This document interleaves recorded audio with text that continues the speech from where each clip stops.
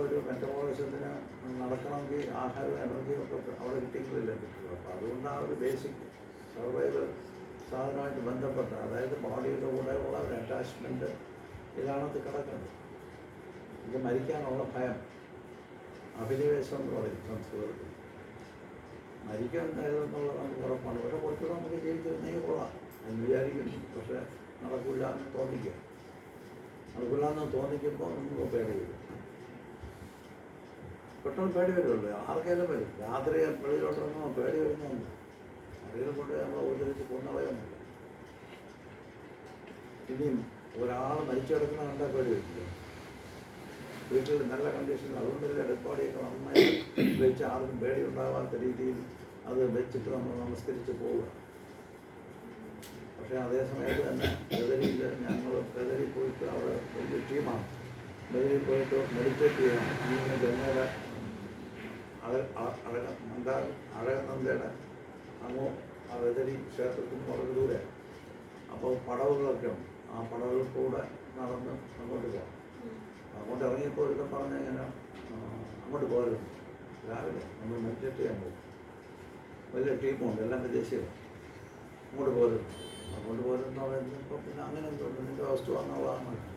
നമ്മൾ ഓപ്പൺ കിടക്കുന്ന ദൈവസന്നിധി, ദേവലോകം, അവിടെ പോയി മെഡിറ്റേറ്റ് ചെയ്യാൻ അങ്ങോട്ട് പോകരുത്. അപ്പോൾ അവൻ കൊച്ചു വെച്ചപ്പോൾ പയ്യനാണ്. എന്നിട്ട് നോക്കിയിട്ട് ഒരുമാതിരി നോക്കുമല്ലോ നമ്മൾ, ഞാനെല്ലാം അങ്ങനെ നോക്കിയിട്ട് ഞങ്ങൾ പോയി. ഈ ഗംഗയുടെ പടവിൽ കൂടെ തന്നെ പോയത്. അങ്ങനെ പോയിട്ട് പടിയൊക്കെ കെട്ടി, എന്തായാലും പടി കെട്ടി അവിടെ തുടങ്ങിയിട്ടുണ്ട്. അവിടെയാണ് ഈ പിള്ളേരൊക്കെ നടക്കുന്ന സ്ഥലം. അങ്ങോട്ട് അങ്ങോട്ട് പോയി. കുറേ അങ്ങോട്ട് പോയി ഞങ്ങൾ നല്ലൊരു സ്ഥലം കണ്ടുപിടിച്ച് എല്ലാവർക്കും ഇരുന്ന് പ്രാക്ടീസ് ചെയ്യാൻ പറ്റുന്നു. മെഡിറ്റേഷൻ ആസനം പ്രാക്ടീസ് ചെയ്യാനായിട്ട് പ്രാണായാമമൊക്കെ ചെയ്ത് ഞങ്ങളോട് ഇരുന്ന് ചെയ്തുകൊണ്ടിരിക്കും. കുറച്ചു നേരം കഴിഞ്ഞപ്പോഴത്തേക്കും എനിക്ക് ഒന്ന് മൂത്രം ഒഴിക്കാൻ പോകാൻ. അപ്പോൾ ഞാൻ ഇവരെ അവിടെ വെച്ചിട്ട് അവിടെ അവരെ നിർത്തിയിട്ട് ഞാനൊന്ന് വന്നിട്ട് ഒരു സ്ഥലം കണ്ടുപിടിച്ച് മൂത്രം ഒഴിച്ചിട്ട് വരാം. കാണാൻ എന്നാലും ഒഴിഞ്ഞൊരു സ്ഥലം കണ്ടുപിടിച്ച് മൂത്രം ഒഴിച്ചിട്ട് വരാമെന്ന് പറഞ്ഞ് കൊണ്ടുപോയി മൂത്രം ഒഴിക്കാൻ ഞാൻ ഇങ്ങോട്ട് വന്ന് മൂത്രം ഒഴിച്ചിട്ട് തിരിച്ചു പോകുന്ന വഴിക്ക് ഞാൻ ഗംഗയിലോട്ട് നോക്കും. ഒരു 3-4 പടവുകളുണ്ട്. പടവിൻ്റെ താഴെയായിട്ട് ഗംഗ ഒഴുകുക. അമ്പലത്തിൻ്റെ നടയിലാണ്, നടയിൽ തന്നെ കുറച്ച് മാറി. അത് നോക്കിയപ്പോഴത്തേക്ക് അവിടെ ഒരാൾ കിടക്കും. നീന്തി കുടിക്കുക വല്ലതാണോ എന്ന് വിചാരിച്ചൊന്നുകൂടെ ഒന്നുകൂടെ നോക്കുമ്പോഴത്തേക്കും ഇത് ടൈറ്റായിട്ടുള്ള പാൻസ് ഇട്ടിട്ടുണ്ട്. പാൻസ് ഇട്ടിട്ടുണ്ട്, ഒരു ടീഷർട്ടും ഉണ്ട്. മുകളിൽ കമന്ന് കിടക്കണം. ഒരു സ്ത്രീയാണ്, ഒരു സ്ത്രീ ശരീരമാണ്. കഴുത്തില്ല. കഴുത്തിനകത്തുനിന്ന് എന്തോ നോക്കി ഇങ്ങനെ ഉള്ളിലോട്ട് നിരമ്പോ കുടലോ എന്തോ കിടക്കുമ്പോൾ കൂട്ടുക. ഈ ഒറ്റ സൈറ്റിൽ ഒന്ന് പേടിച്ചു പോവുക. എന്താ കാരണം എന്ന് വെച്ചാൽ ആദ്യം കാണുന്ന നമ്മളാണ്.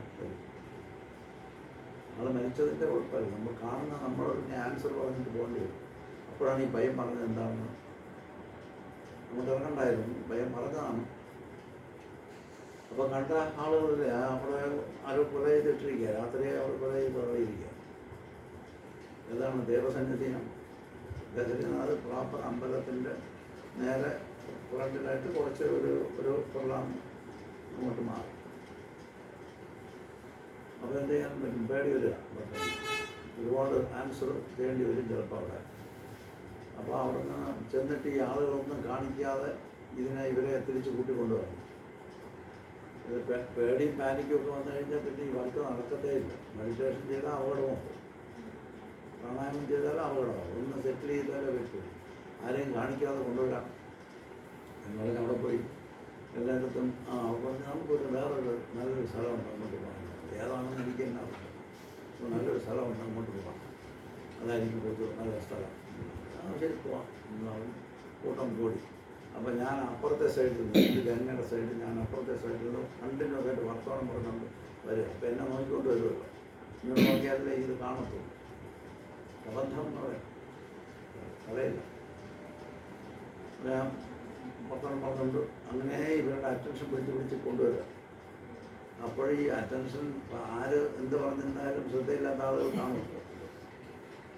അതിലൊരു പെണ്ണ് അങ്ങോട്ട് നോക്കി, പണം ഇതാ കിടക്കുന്നു, തലയില്ലാതെ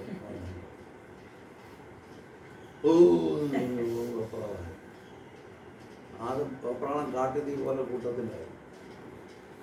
പിന്നെ ഇനിയിപ്പോൾ എല്ലാം കണ്ടു. ഇനി നമ്മുടെ പരിപാടി ഒന്നും നടന്നില്ല. അപ്പോൾ പറഞ്ഞാൽ നമുക്ക് പെട്ടെന്ന് പോകാം, ഇന്ന് പോയിട്ട് എവിടെയെങ്കിലും പോകാം. അപ്പോൾ അങ്ങനെ എല്ലാം കൂട്ടിയിട്ട് തിരിച്ച് വന്ന് നേരെ ഞാൻ ബദരിനാഥിലെ പ്രീസ്റ്റിന് മലയാളികളാണ് അവിടെ വാഴിക്കുന്ന പ്രീസ്റ്റായി. അവിടെ പോയി അദ്ദേഹത്തിനെ കണ്ടു. പാവപ്പെട്ട മനുഷ്യൻ. അത് ഞാൻ ആരുടെ പോയി പറയാൻ ഇങ്ങനൊരു സാധനം കണ്ടിട്ട് ആരുടെ പറഞ്ഞിട്ട് പോകണ്ടേ, ഇല്ലെങ്കിൽ പിന്നെ നമ്മൾ അതിന് ഉത്തരവാദിയായി പോയാലോ. അപ്പോൾ അതുകൊണ്ട് അങ്ങനെയാണ് അവിടുത്തെ രാജാവ്, അധികാരി അങ്ങനെ. അപ്പോൾ അദ്ദേഹത്തിൻ്റെ പോയി പറഞ്ഞ് ഇങ്ങനെ സംഭവം നടന്നിരിക്കുന്ന അവിടെ ഒരാൾ കിടപ്പുണ്ട്, തലയൊന്നുമില്ല, നിങ്ങളൊക്കെ ആണ് സ്ത്രീയാണെന്ന് തോന്നുന്നു, ഞങ്ങൾ മെഡിറ്റേറ്റ് ചെയ്യാൻ പോയപ്പോൾ കണ്ടതാണ്. വളരെ ഇവിടെ അങ്ങനെ ഒരു കാര്യവും ഇല്ല.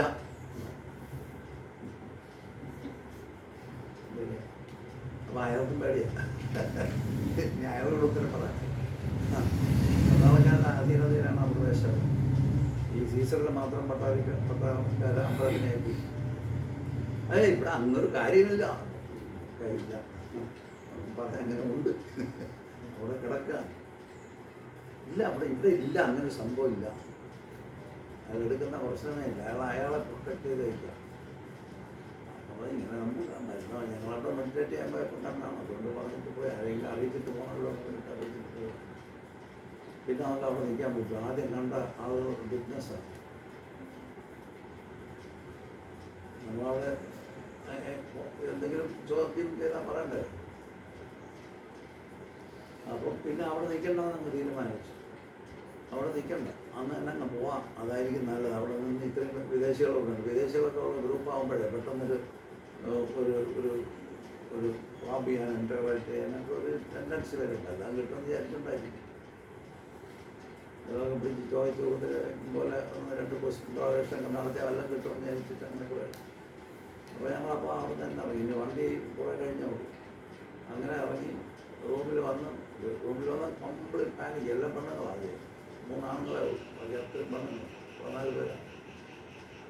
എല്ലാം പാനിക്കായി, ക്രൈസിസായി, ഓരോന്നും വെളിയിറങ്ങാൻ കണ്ണി വിറയിൽ പെപ്പറണം. ഇങ്ങനൊരു സാധനം അവരുടെ ജീവിതത്തിൽ കണ്ടിട്ടില്ല. അറിയില്ല. ഇത് നമ്മൾ മരിച്ചതല്ല, നമ്മൾ മരിക്കുമെന്നുള്ള കാര്യമല്ല. ആ മരണത്തിനെ തുടർന്ന് വരാനിടയുള്ള പ്രശ്നങ്ങളെ കുറിച്ച് നമ്മളറിയാതെ ഓർത്തിട്ട് നമ്മൾ ഒപ്പണം വരും. ആൻസറബിൾ ആകുമെന്ന് ഭയം. അപ്പോൾ മരണം മാത്രമല്ല, മരണത്തിനെ തുടർന്ന് വരുന്ന കാര്യങ്ങളിലോ പോലും നമുക്ക് സമാധാനത്തിരിക്കാൻ പറ്റും.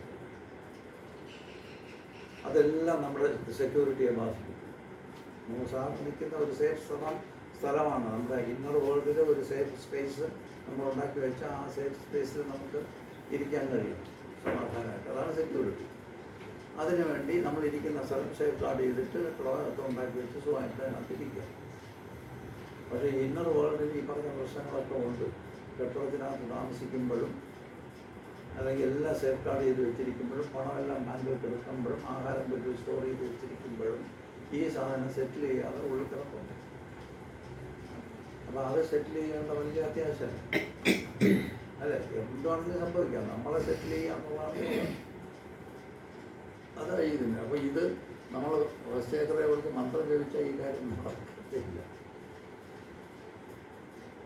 അത് കുറച്ച് കാര്യങ്ങൾ ചെയ്യും, പ്രാണായാമം ചെയ്ത് കുറച്ച് കാര്യങ്ങൾ ചെയ്യും. പക്ഷേ നമ്മുടെ ഉള്ളിൽ കിടക്കുന്ന ഈ അഭിനിവേശം എന്ന് പറയുന്ന excessive passion for living and fear of death, ഇത് രണ്ടും കൂടി ചേർന്നാണ് നമ്മുടെ ഈ അഭിനിവേശം. അപ്പോൾ അതൊക്കെ ബേസ് ചക്രയുടെ ആസ്പെക്റ്റുകളാണ്. അപ്പോൾ അത് നമ്മൾ അവിടെ വളരെ ഡീപ്പായി വർക്ക് ചെയ്തെങ്കിൽ മാത്രമേ അതിൽ നിന്ന് കരകയറാൻ പറ്റൂ. നമ്മൾക്ക് എല്ലാവരും നമുക്ക് പെട്ടെന്നൊരു സമാധാനം കിട്ടിയാൽ നല്ലതല്ലേ. എപ്പോഴെങ്കിലും പോയൊരു സന്യാസിയെ കണ്ടു, അദ്ദേഹം കൈയെടുത്ത് അനുഗ്രഹിച്ചു, നമ്മളൊരു സമാധാനം, നമ്മളെല്ലാ വിഷമവും മാറി. അങ്ങനെ കണ്ടീഷൻ ഉണ്ടെങ്കിൽ പോകാനില്ല. അതാണ് നമ്മൾ ആഗ്രഹിക്കുന്ന സംഭവം. അങ്ങനെയൊന്നും നടക്കും. ഏനാക്കും നടക്കുന്ന ഒരു സാധ്യത. പിന്നെ ട്രിഗർ ചെയ്യാൻ പറ്റും. നമ്മൾ എനേബിൾ ചെയ്യുക, അതിനുവേണ്ടിയുള്ള അറ്റ്മോസ്ഫിയർ ക്രിയേറ്റ് ചെയ്യുക, ഇന്നർ കോൺഫിഡൻസ് കൊടുക്കുക. ഒന്നും വരത്തില്ലെന്ന് സമാധാനമാണ്. നമ്മൾ റെസ്പോൺസിബിലിറ്റി എടുക്കുക. ഒന്നും വരത്തില്ല, ഞാനല്ലേ പറയുന്നു എന്ന കോൺഫിഡൻസ്. ഇതാണ് ഗുരു കൊടുക്കുന്നത്. ഒന്നും വരത്തില്ല, ധൈര്യമായിട്ട് പോകണം. ഇങ്ങനൊരു കോൺഫിഡൻസോടെ നിങ്ങൾ കിട്ടണം. അതിൽ നമുക്ക് പോകാൻ പറ്റില്ല. ബേസിക്കലി നമ്മൾ ഫിയർ ഓഫ് ഡെത്ത് എന്ന് പറഞ്ഞാൽ നമ്മുടെ കൂടെ ഉള്ള ഒരു കാര്യമാണ്. എന്നിട്ട് ആ ഒരു കോൺഫിഡൻസ് പിടിച്ചു നിന്നിട്ട് നമ്മൾ വളരുക. അതാണ് റോൾ. നമ്മളിലുള്ള ഈ ഭയം എന്ന് പറയുന്ന അന്ധകാരത്തിനെ അകറ്റിത്തരുന്ന ഒരു ആസ്പെക്ട് അന്ധകാരം. അത് ഈ ഭയം എന്ന് പറയുന്ന അന്ധകാരത്തിൽ നിന്ന് നമ്മൾ പുറത്തേക്ക് ഇറക്കി കൊണ്ടുവരുന്ന ഒരു ദിവ്യമായ കോൺഷ്യസ്നെസ്സാണ് ഈ ഗുരു എന്ന സങ്കല്പം. അത് വലിയൊരു കാര്യമാണ്. നമുക്ക് പ്രീവെള്ളില്ലാതെ നിൽക്കുകയല്ലേ. അപ്പോൾ അതുകൊണ്ടാണ് നമ്മൾ ഈ ഫസ്റ്റ് ചക്ര നമ്മൾ മാസ്റ്റർ ചെയ്യാന്ന് പറഞ്ഞാൽ കുറച്ച് കാര്യങ്ങൾ അതിനകത്തുണ്ട്. അതിന് നമുക്ക് ചില സപ്പോർട്ടൊക്കെ വേണം. അതൊന്നും ഇല്ലെങ്കിൽ നമുക്ക് മാസ്റ്റർ ചെയ്യാൻ ഒന്നും പറ്റത്തില്ല. ആ എൻവയോൺമെൻറ്റ് ക്രിയേറ്റ് ചെയ്ത് കൊടുക്കണം. കോൺഫിഡൻസും സ്വാമി പറഞ്ഞിട്ടില്ലേ മാസ്റ്റർ? അല്ലാതെ കേൾക്കാൻ രസം പറഞ്ഞാലോ. നിങ്ങൾ ധൈര്യസമേതം പോകാൻ പറയും. നിങ്ങൾ പറയുന്നത് എങ്ങനെയാണ് നിങ്ങൾ നോക്കണം. നിങ്ങൾക്ക് എന്താ പ്രശ്നം? തോണൊക്കെ വേറെ കുറേ പട്ടാളമാണ്. നിങ്ങൾ എന്ത് വിചാരിച്ചു? ഹിമാലയ പർവ്വതം അതിൻ്റെ കൊടുമുടി അവിടെ നിന്ന് പിടിവിട്ടിട്ട് നിങ്ങളുടെ തലയിലേക്ക് ഇറങ്ങി വരിക.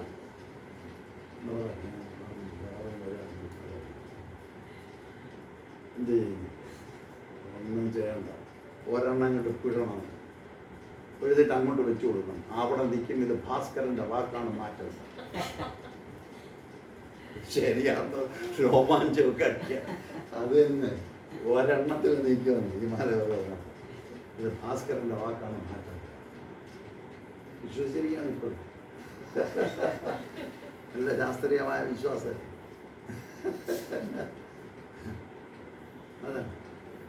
അതാണ് ഈ ഗുരു. ഒരു സാധനം നമ്മൾ അങ്ങ് ഹൃദയത്തിനകത്ത് ആഴത്തിൽ പ്ലാൻ ചെയ്യുക. അത് പിന്നെ പോകത്തില്ല. അതങ്ങനെ മരിക്കും. എല്ലാം കിട്ടും, കുഴപ്പമെല്ലാം ഉണ്ടാവും.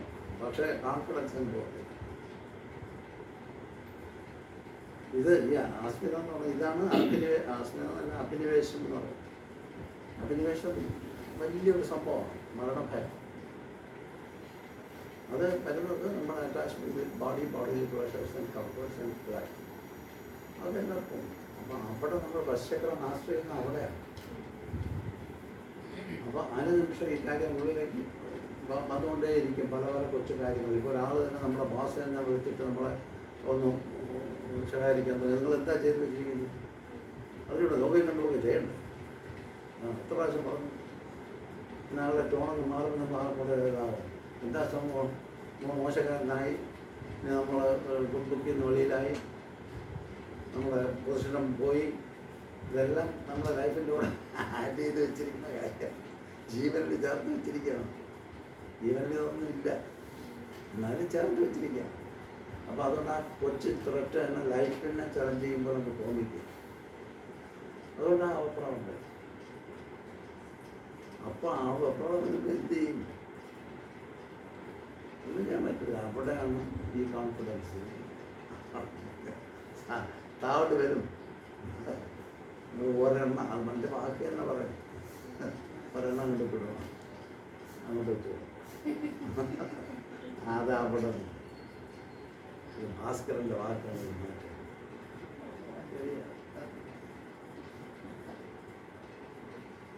പല സംഭവങ്ങളും പല സാഹചര്യം ഒറ്റ വാക്കി പിടിച്ചാൽ നിൽക്കുകയാണ്. ഇതിൽ പരം ശുദ്ധ അസംബന്ധം വേറെ ഇതിൽ പിടിച്ച് നിൽക്കുക. പക്ഷെ അത് നമുക്ക് തരുന്ന കോൺഫിഡൻസ്, പ്രൊട്ടക്ഷൻ, അതാ ഗുരുവിൻ്റെ ആ ഒരു ഭയങ്കരമായ ഒരു കോൺഫിഡൻസും ചൈതന്യവും പ്രൊട്ടക്ഷനും എല്ലാം നമുക്ക് തോന്നി. അതുപോലെ നോക്കാനൊരാളുണ്ട്. നോക്കിക്കൊണ്ടിരിക്കത്തുള്ളൂ, നമ്മൾ പോവുകയും ചെയ്യില്ലെങ്കിലും നോക്കാനൊരാളും. അപ്പോൾ അങ്ങനെ ഒരു കോൺഫിഡൻസ് നമുക്ക് ബിൽഡപ്പ് ചെയ്ത് എടുക്കണമെങ്കിൽ കുറച്ച് ജോലിയില്ല. ഇപ്പം നിൽക്കുന്ന സ്ഥലത്ത് അതില്ലല്ലോ. ചിലപ്പോൾ നമ്മൾ സാധാരണ നിൽക്കുന്ന സ്ഥലത്ത് അത് കാണത്തില്ല. അപ്പോൾ പിന്നെ അത് വർക്ക് ചെയ്യാൻ വേണ്ടി നമ്മൾ പരിശ്രമിക്കുക. അപ്പോൾ ആ വർക്കാണ് നമ്മൾ ബേസ് ചക്രയിൽ ചെയ്യുന്നത്. അപ്പോൾ അത് വരുമ്പോൾ ഈ സാധനം ഈ പറഞ്ഞ ഈ ഭയം ഉണ്ടല്ലോ, ബോഡിയോടുകൂടി ബന്ധപ്പെട്ട എല്ലാ ഈ ബേസിക് സെക്യൂരിറ്റിയായിട്ട് ബന്ധപ്പെട്ട ഇതുമായി ബന്ധപ്പെട്ട നിലനിൽപ്പുമായി ബന്ധപ്പെട്ട പ്രശ്നങ്ങൾ കുഴപ്പമൊന്നുമില്ല, വരുന്ന പോലെ വരട്ടെ, നമുക്ക് കാണാം. ഏതായാലും ഞാൻ ഈശ്വരൻ സമർപ്പിച്ച് ജീവിക്കുന്നു. അപ്പോൾ പിന്നെ എന്നെ കൊണ്ടുപോകണമെങ്കിൽ കൊണ്ടുപോയിക്കോ, ആർക്കും നോക്കാം, എനിക്കോ അങ്ങനെ പോകാം. എന്നെ കൊണ്ട് പോകാൻ ദൈവം തീരുമാനിക്കുകയാണെങ്കിൽ കൊണ്ടുപോകാം. ആർക്ക് ഞാൻ ഇവിടെ നിന്നാൽ ദൈവത്തിന് കുറച്ച് ഗുണമുണ്ടാകും. എന്നെ എടുത്തുകൊണ്ട് പോയാൽ അദ്ദേഹത്തിന് കുറച്ച് പ്രയാസം തന്നെ ആയിരിക്കും. അത് കുറച്ച് അപ്പോൾ ഇങ്ങനെ ഒരു വർക്ക് എന്ന് പറഞ്ഞാൽ ഇതൊരു കൊച്ചു വർക്കല്ല, ഭയങ്കര ഡീപ്പായിട്ട് നമ്മൾ വർക്ക് ചെയ്യും. അങ്ങനെ വർക്ക് ചെയ്തിട്ടാണ് ആ കോൺഫിഡൻസ് ബിൽഡപ്പ് ചെയ്യുന്നത്. അങ്ങനെയാണ് ഇതിൻ്റെ മാസ്റ്ററി, ഇതിൻ്റെ ആസ്പെക്റ്റുകൾ. അത് നമ്മൾ തുടങ്ങണം, എവിടെയെങ്കിലും തുടങ്ങിയല്ലേ. ഓരോരോ കൊച്ചു കൊച്ചു സാഹചര്യങ്ങൾ വരുമ്പോൾ ഒബ്സർവൻ്റായിട്ട് നിൽക്കുക, അകത്ത് എന്താണ് നടക്കുന്നത്. ഇതാണ് ഇതിൻ്റെ ടീച്ചിങ്.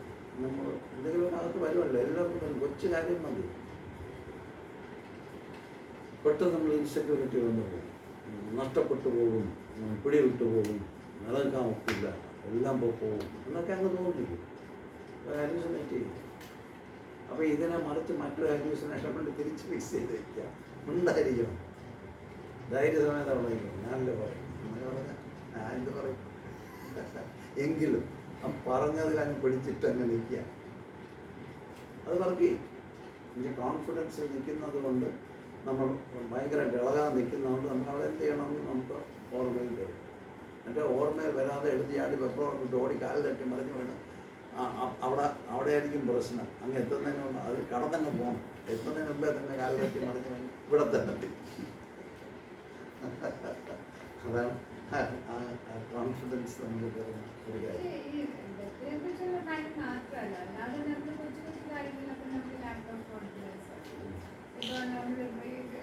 കൊറോണ ഇപ്പോൾ ഞാൻ 2 ദിവസം 60-70 കൊറോണ പേഷ്യൻ്റ് മാത്രം കണ്ടുകൊണ്ടിരിക്കും. അവിടെ നമുക്ക് മരണമായി ഒന്നുമില്ല, മരണത്തെക്കുറിച്ച് ചിന്തിക്കുന്നതേ ഇല്ല. അതാവുന്നതല്ല. പക്ഷെ നമുക്ക് ചെറിയ ചെറിയ കാര്യങ്ങളൊക്കെ ഉള്ളവരും കോൺഫിഡൻസ് ആണ്. മരണമായി മാറിയാലും കോൺഫിഡൻസിന് അല്ല, അതിൻ്റെ എക്സ്റ്റൻഷനാണ്. എന്താ പറയുക, ഈ മരണ ഭയം എന്ന് പറഞ്ഞാൽ വരുന്ന സ്ഥലത്തിൻ്റെ എക്സ്റ്റൻഷനാണ്. കാരണം നമ്മളെന്ന് പറയുന്നത് നമ്മുടെ ശരീരം മാത്രമല്ല, ശരീരത്തിൻ്റെ പ്ലഷറുകൾ മാത്രമല്ല, ശരീരത്തിനോട് ഒട്ടി നിൽക്കുന്ന കാര്യങ്ങളെല്ലാം നമ്മളായിട്ട് മാറുക. അങ്ങനെയാണ് ശരീരം എക്സ്റ്റെൻഡ് ചെയ്ത് നമ്മൾ വെച്ചിരിക്കുന്നത്. അപ്പോൾ അതിലെന്തെങ്കിലുമൊക്കെ അപകടം വരും, എന്തെങ്കിലും പ്രശ്നങ്ങൾ വരും. നമ്മുടെ പിള്ളേർ എന്ന് വെച്ചാൽ നമ്മുടെ ശരീരമാണ് ആണെന്ന് നമുക്കറിയാം, നമ്മുടെ പാർട്ടാണ്, നമ്മുടെ മനസ്സിലെ പോയിരിക്കുകയാണ്. അപ്പോൾ ഇവർ പോയി 9 മണിക്ക് വരുമെന്ന് പറഞ്ഞു, രാത്രി 2 മണിയൊക്കെ വന്നില്ല. അപ്പോൾ എന്ന് വെച്ചാൽ നമ്മളിൽ എന്തോ സംഭവിക്കുക. എന്ന് വെച്ചാൽ നമ്മൾ എക്സ്റ്റെൻഡ് ചെയ്ത് അവർക്ക് അകത്തിരിക്കുക. അപ്പോൾ അവർ വന്നില്ലെങ്കിൽ നമ്മൾ പോയതുപോലെ തന്നെ പ്രവർത്തനം. ഇങ്ങനെ മരണഭയം മാത്രമല്ല, അതുമായിട്ട് ബന്ധപ്പെട്ട് ബേസിക്കലി നമ്മൾ എക്സ്റ്റെൻഡ് ചെയ്ത് ഈ ചുറ്റുപാട് നമ്മൾ നിൽക്കുന്ന അറിയുന്ന മേഖലകളിലേക്ക് വ്യാപരിച്ച് നിൽക്കുക. അതാണ് നമ്മൾ ബോഡി മാത്രമല്ല. അസ്മിത വെച്ചാൽ ബോഡി, മരണം ബോഡി വീഴുമെന്നുള്ള ഭയമാണ് ബേസിക്കലി.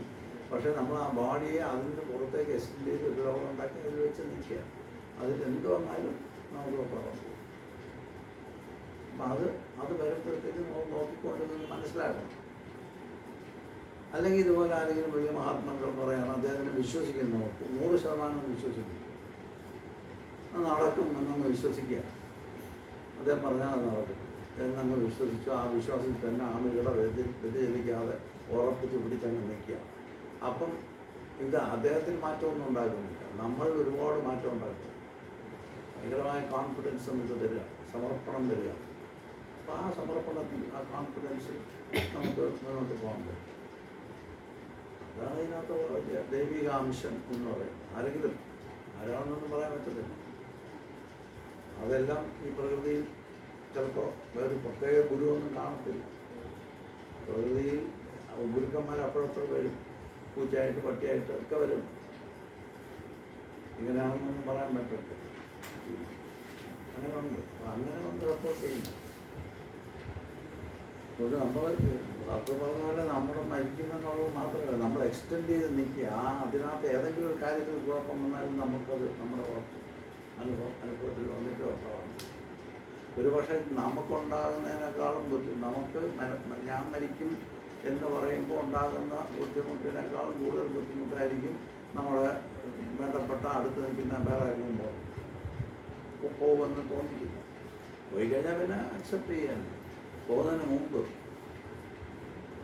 എന്തെങ്കിലും സംഭവിച്ചു പോകുമോ എന്ന ഒരു ഇല്യൂഷൻ നമ്മൾ ക്രിയേറ്റ് ചെയ്തിട്ട് അതിനകത്ത് ബുദ്ധിമുട്ട് വരും. അപ്പം അതുകൊണ്ട് നമുക്ക് ഇതിൻ്റെ വർക്ക് എന്ന് പറഞ്ഞാൽ നമ്മളിപ്പോൾ എന്തുകൊണ്ടാണ് ഇതിൻ്റെ വർക്കൗട്ട് ചെയ്ത് അത്ര ഈസി ആയിട്ട് എടുക്കാൻ പറ്റാത്തതെന്ന് വെച്ചാൽ നമുക്ക് ബേസിക്കായിട്ടുള്ള ഒരു കോൺഫിഡൻസ് ആരെങ്കിലും തരണം.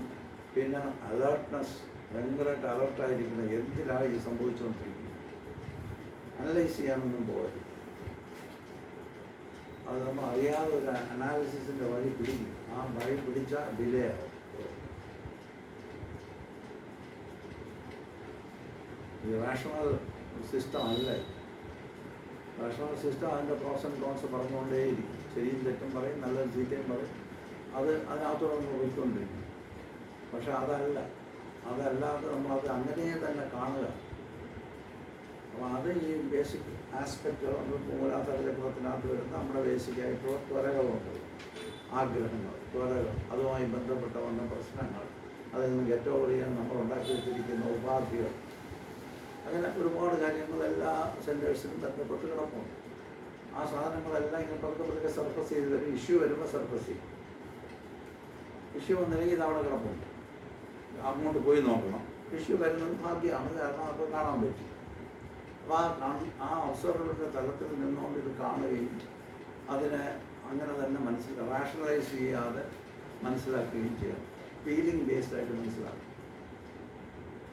ഈ സ്പിരിച്വാലിറ്റി എന്ന് പറഞ്ഞാൽ അതങ്ങനെയാണ് വർക്ക് ചെയ്യുന്നത്. യുക്തിക്ക് ഒരിടവും ഇല്ലാത്ത ഒരു സ്ഥലമാണ് സ്പിരിച്വാലിറ്റി. അതുകൊണ്ടാണ് ഭക്തിയാണ് ഇതിൻ്റെ പരമകാഷ്ഠയിൽ നിൽക്കുന്ന സത്യം എന്ന് പറയുന്നത്. കാരണം അവിടെ യുക്തിക്ക് ഒരു സാധ്യതയില്ല.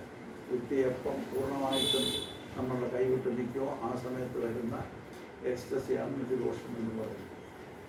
അപ്പോൾ അത് ഏത് കാര്യത്തിലും വരാം. അപ്പോൾ അതുകൊണ്ട് നമ്മൾ നോക്കി യുക്തിയൊക്കെ മാറ്റി വെച്ച് നോക്കിക്കൊണ്ട് നിൽക്കുമ്പോൾ ഭക്തി വരും. എല്ലാം മനസ്സിലാവും. അത് പുറത്തുനിന്നല്ല മനസ്സിലാവും, നമ്മളകത്തെ കാര്യങ്ങൾ മനസ്സിലാക്കുക. അങ്ങനെ വരുമ്പോഴാണ് മാസ്റ്ററി വരുന്നത്. അതേ വേറെ മാർഗമില്ല. അതുകൊണ്ടാണ് ഞാനിപ്പോൾ പലപ്പോഴും പറയുന്നത്, നമുക്ക് നല്ല ബേസ് ഉറച്ച് വരണമെങ്കിൽ നമുക്ക് ഈ നോക്കാൻ നമുക്ക് പറ്റില്ലെങ്കിൽ എങ്ങനെയാണ് ഉറക്കുന്നത്, അതൊക്കില്ല എന്ന് നമ്മൾ തീരുമാനിക്കാനേ പാടില്ല. നോക്കിയേ പറ്റും.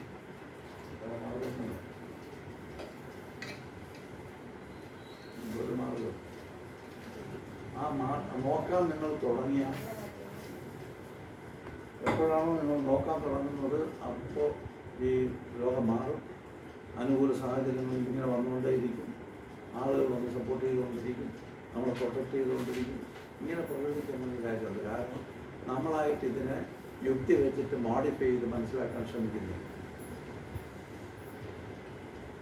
ഇന്നലെ യോഗത്തിൻ്റെ ഒരു വലിയ അവസ്ഥയെ പ്രകൃതി ലയമാണ് എന്ന് പറയും. പ്രകൃതിയിൽ ലയിച്ചെങ്കിൽ ഒരു സ്ഥലം. അപ്പം അതാണ് എൻ്റെ കാര്യം. അപ്പം പ്രകൃതിയിൽ നമ്മുടെ യുക്തി ചിന്തകൾ കൊണ്ട് പ്രകൃതിയെ നമ്മൾ ആൾട്ടർ ചെയ്ത് മനസ്സിലാക്കാൻ പോകാതിരിക്കുക. അതുകൊണ്ടാണ് വെട്ടികളെ പോലെ ഒരുപാട് ആളുകൾ റോഡിൽ നിന്ന് ഭ്രാന്തന്മാരെ പോലെ നടക്കുന്നവർ, വലിയ അവസ്ഥയിൽ നിൽക്കുന്ന ആളുകൾ എത്രയോ അവധൂതന്മാരെന്ന് നമ്മൾ പറയും. അവർ ഈ സ്കീമിലല്ല, നമ്മൾ നടക്കുന്ന സ്കീമിലല്ല, വേറെ സ്കീമിൽ നിൽക്കുക. അപ്പം അതാണ് ഇതിനകത്ത്. അതിനകത്ത് നമ്മൾ ഒരുപാട് പേര് സഹായിക്കും. വഴിയിൽ എല്ലാം ഗുരുക്കന്മാരായിട്ട് മാറുക. നമ്മൾ ചുറ്റും നിൽക്കുന്നതെല്ലാം കണ്ണ് തെളിയുകയും ഈ ടീച്ചിങ്ങും ഗുരുവചനങ്ങളും എല്ലാം കാണുകയും സപ്പോർട്ട് കാണുകയും എല്ലാം പ്രകൃതി സൃഷ്ടിച്ച പ്രകൃതിക്ക് നമ്മളെ സംരക്ഷിക്കാനും നിലനിർത്താനുമുള്ള ബാധ്യത ഉണ്ടെന്ന് അതിനെ തന്നെ അറിയാം. നമുക്കറിഞ്ഞില്ല, അതിനറിയാം. അതുകൊണ്ട് പരമാവധി എത്ര ഇതിനെ സംരക്ഷിച്ച് കിട്ടുമോ അത്രയും കിട്ടും. അതിനപ്പുറത്തോട്ട് കിട്ടില്ല. എത്രയോ കാണും. പക്ഷെ എഴുതി വെച്ചിരിക്കുന്ന അല്ല നമ്മൾ. നമുക്ക് കുറച്ച് സമയമുണ്ട്. ആ സമയത്ത് നമുക്ക് ഇതെല്ലാം ചെയ്ത് നിൽക്കാം. പിന്നെ കുട്ടിക്കാലത്ത് യുക്തി വെച്ച് ജീവിക്കാൻ പഠിപ്പിച്ചത് കൊണ്ട് നമുക്ക് ആ യുക്തി വിട്ട് നിൽക്കാൻ നമുക്കറിയില്ല. ഇട്ട് പഠിത്തം അല്ലേ? ഇപ്പോൾ കൊച്ചു വാമായ ആലോചിച്ച് നോക്കും, അതിങ്ങനെ അതിന് എന്താണ് യുക്തിയൊന്നും അറിഞ്ഞിടാതിരിക്കുക. അതിന് യുക്തിയൊന്നുമില്ല. അതിന് അമ്മയെ കാണണം, പാല് കുടിക്കണം, എല്ലാവരും പരിചയമുള്ളവരെ കണ്ടാൽ സന്തോഷം. അതെന്തുകൊണ്ട് സന്തോഷിക്കുന്നതെന്ന് അറിഞ്ഞുകൂടാ. എല്ലാം സന്തോഷത്തിലൊക്കെ നിൽക്കുക. അതല്ലെങ്കിൽ ആവശ്യം വന്നാൽ വേറെ ഒന്നും അറിഞ്ഞത് കരയാം. എല്ലാം ഇമോഷണൽ കിടക്കുക. അപ്പോൾ നമ്മൾ ഓരോന്നൊക്കെ എടുത്ത് കാണിച്ച് പഠിപ്പിച്ചു പോകും.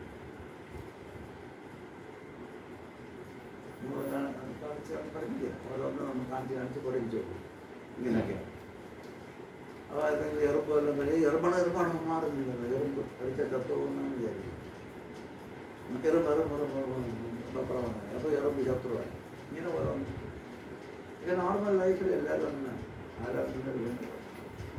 അപ്പോൾ അങ്ങനെ ഇതിനെ അൺബയസ്ഡായിട്ട് നോക്കാനുള്ള ഒരു പോസിബിലിറ്റി നമ്മളിലുണ്ട്. ആ പോസിബിലിറ്റിയെ ട്രിഗർ ചെയ്യാനായിട്ട് അല്ലെങ്കിൽ ആളുകളോട് പറഞ്ഞു തരും. അവർ പറഞ്ഞു തരുമ്പോൾ അതങ്ങനെ കേൾക്കുക.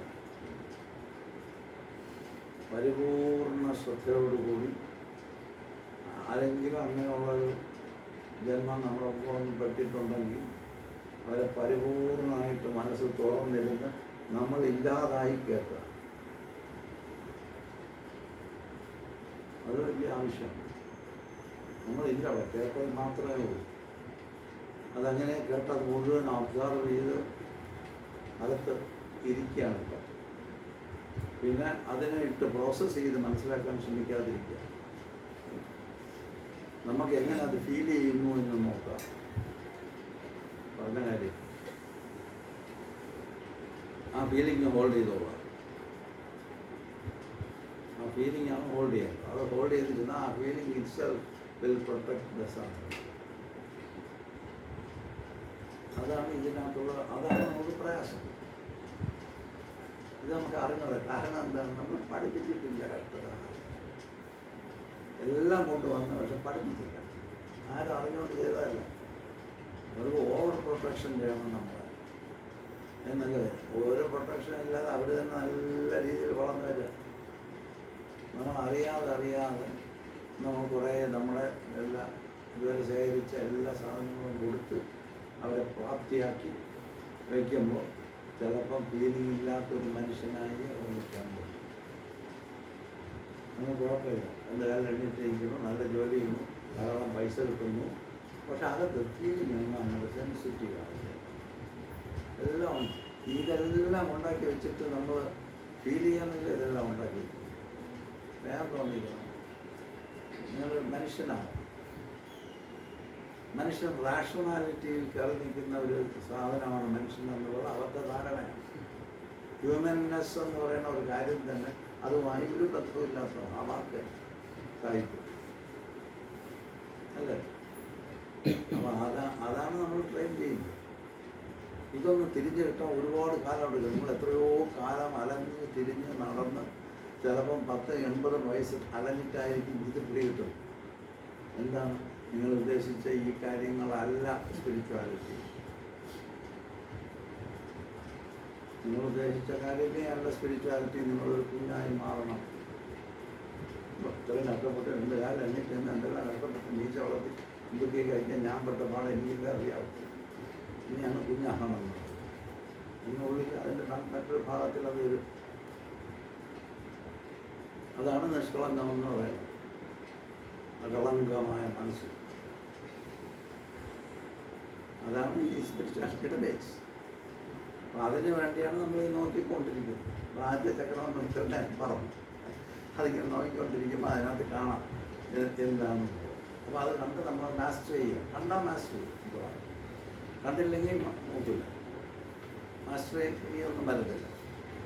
അപ്പോൾ ആ ഫുഡ് സെക്യൂരിറ്റി ഷെൽഫിന് അതിനെ തുടർന്ന് ഉള്ള ഇമോഷൻസ് എല്ലാം നമ്മൾ കാണുക. വരുമ്പോൾ നമ്മളായി ഒരു പുസ്തകം എടുത്ത് നോക്കണ്ട. നമ്മുടെ പുസ്തകം തുറക്കും, അതിനകത്തുനിന്ന് സാധനങ്ങൾ വരും.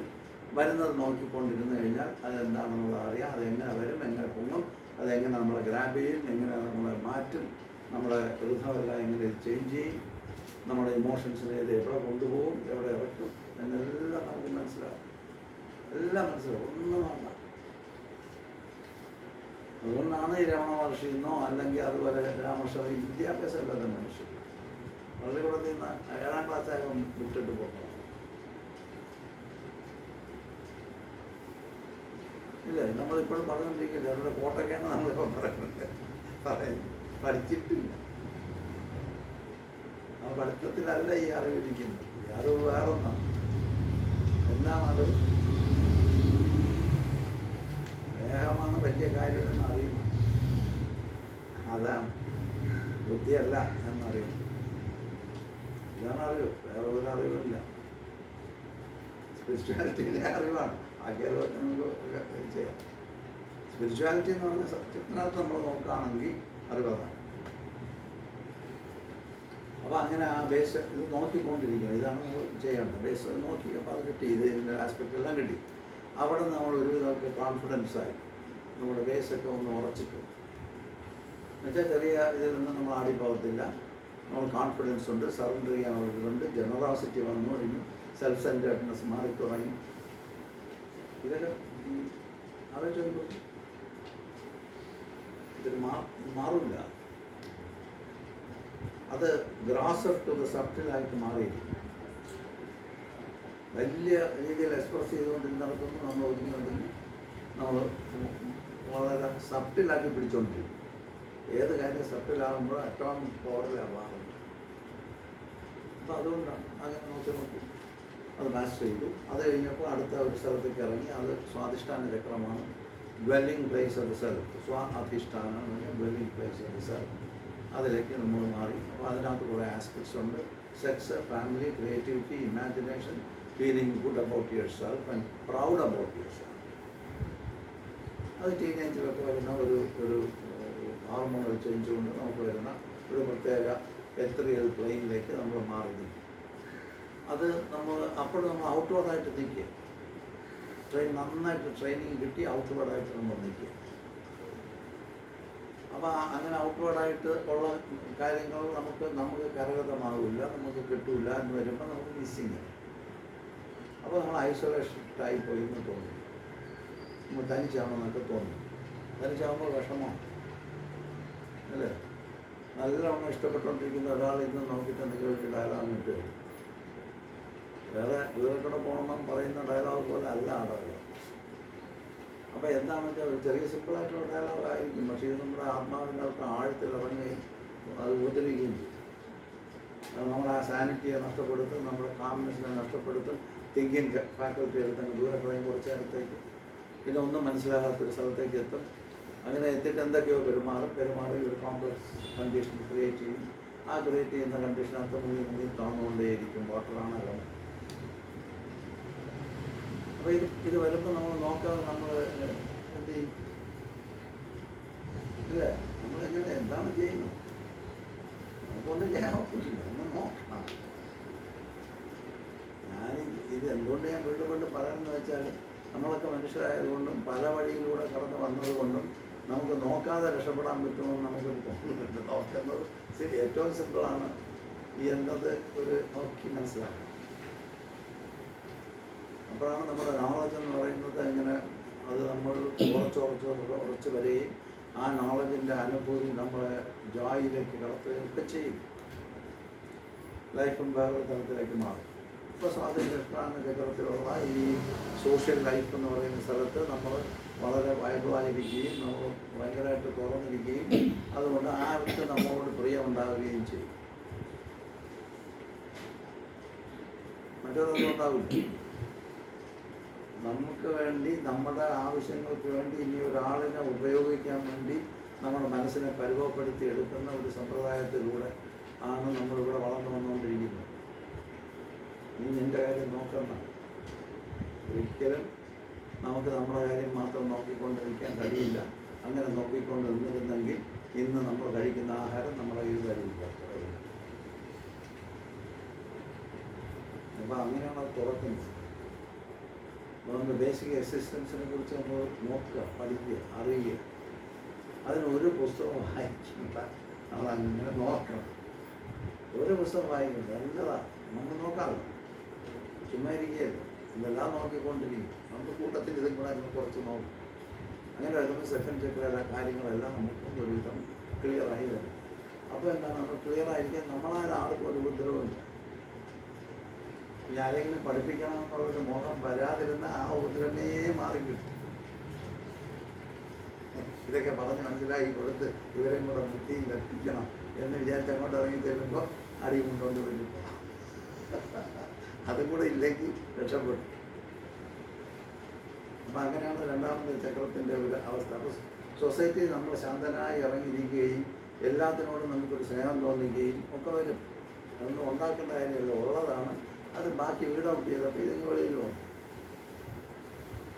അത്രയേ ഉള്ളൂ. ഉണ്ടാക്കാനൊന്നും പറ്റില്ല. സ്നേഹമൊന്നും ആർക്കും ഉണ്ടാക്കാൻ പറ്റില്ല. ഉണ്ട്, അതിൻ്റെ പുറത്ത് കയറി കൂടിയിരിക്കുന്ന പായലൊക്കെ പുറത്ത് കളയുമ്പോൾ അതവിടെ ഉണ്ട്, ഷൈൻ ചെയ്യുന്നു. ഇത്രയേ ഉള്ളൂ.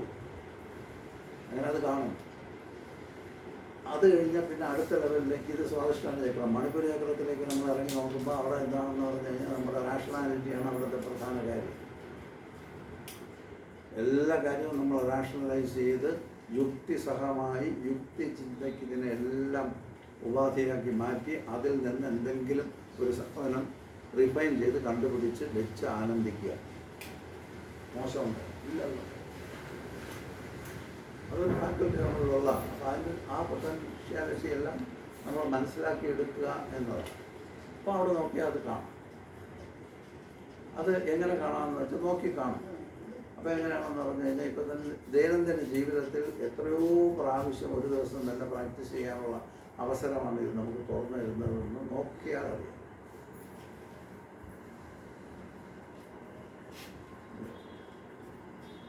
അത് പക്ഷേ അങ്ങനെ നോക്കാൻ നമുക്ക് കഴിയുന്നില്ല. പക്ഷേ ആ കഴിവില്ലായ്മയില്ല, കഴിയുന്നില്ല. കഴിവുണ്ട്, കഴിയുന്നില്ല. അത് തെറ്റൊന്നുമല്ല, കഴിയും. കുറച്ച് കഴിയുമ്പോൾ കഴിയും. കുറച്ചുകൂടെ മുറുകണം. കുറച്ചുകൂടെ മുറുകി വരുമ്പോൾ നമ്മൾ നോക്കും. അപ്പോൾ അതുകൊണ്ട് ജീവിതം തന്നെ നമ്മളെ ആ വഴിയിലോട്ട് കടന്നു. പിന്നെ ഈ ജന്മം അല്ലെങ്കിൽ അടുത്ത ജന്മം ഉണ്ടോ? അടുത്ത ജന്മം നോക്കി ബാക്കി എടുത്തോ എന്ന് വിചാരിച്ചിരിക്കാം. അപ്പം കാണും. ഉണ്ടെങ്കിൽ ഭാഗ്യം, ഇല്ലെങ്കിൽ ചിന്തയായിട്ട് പോയി പ്രശംബമായി പോയാൽ എന്ത് ചെയ്യുമെന്ന് ആണ് ഞാൻ ആലോചിച്ച് ഞാൻ വിട്ടോ. ഇങ്ങനെ നമ്മൾ പ്രതീക്ഷിച്ചുകൊണ്ടിരിക്കുകയും ബാക്കിയെല്ലാം അടുത്ത പ്രാവശ്യം പിടിക്കാമെന്ന് വിചാരിക്കുകയും ഇങ്ങനെ ഒരു അടുത്ത പ്രാവശ്യം എന്ന് പറഞ്ഞ പദ്ധതിയേ ഇല്ല എന്ന് പറയുമ്പോൾ പിന്നെന്ത് ചെയ്യും? കിട്ടിയ അവസരവും പോയി, ഒന്നുമില്ല. അയ്യോ ഈ പെട്ടത്. അങ്ങനെ ഒരു ഇത് ഇനി ആത്മാവ് വെളിയിൽ നിൽക്കുന്ന ഈ ആത്മാവിൽ ഉണ്ടാവുന്നു.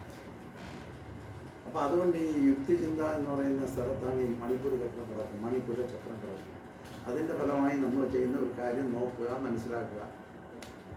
നേരത്തെ ഉള്ള പ്രീവിയസ് അണ്ടർസ്റ്റാൻഡിംഗ് ആയിട്ട് കമ്പയർ ചെയ്തിട്ട് ഇതെന്താണെന്ന് റെക്കഗ്നൈസ് ചെയ്ത് വയ്ക്കുക. റെക്കഗ്നൈസ് ചെയ്ത് വെച്ചിരിക്കുന്ന ഒരു കണ്ടുപിടുത്തമാണ്. ആ കണ്ടുപിടുത്തത്തിനെ പുറത്തുള്ള ആളുകൾ സപ്പോർട്ട് ചെയ്ത് തരും. ശരിയാണെങ്കിൽ അവർ ശരിയാണെന്ന് പറയും, അല്ലെങ്കിൽ തെറ്റെന്ന് പറയും.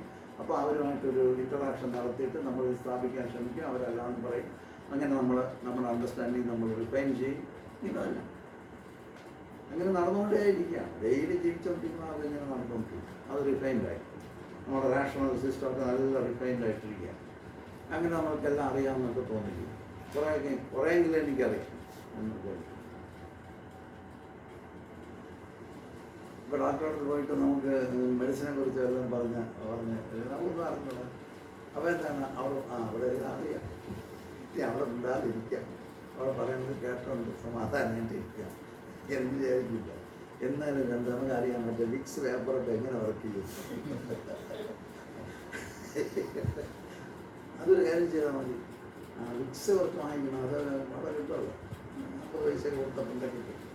അത് ചില വാങ്ങിച്ചിട്ട് ഇവിടുത്തെ അതിലൊന്ന് പറ്റി കഴിഞ്ഞാൽ ഇതൊക്കെ പോകും. ഇത്രയേ ഉള്ളൂ കാര്യം.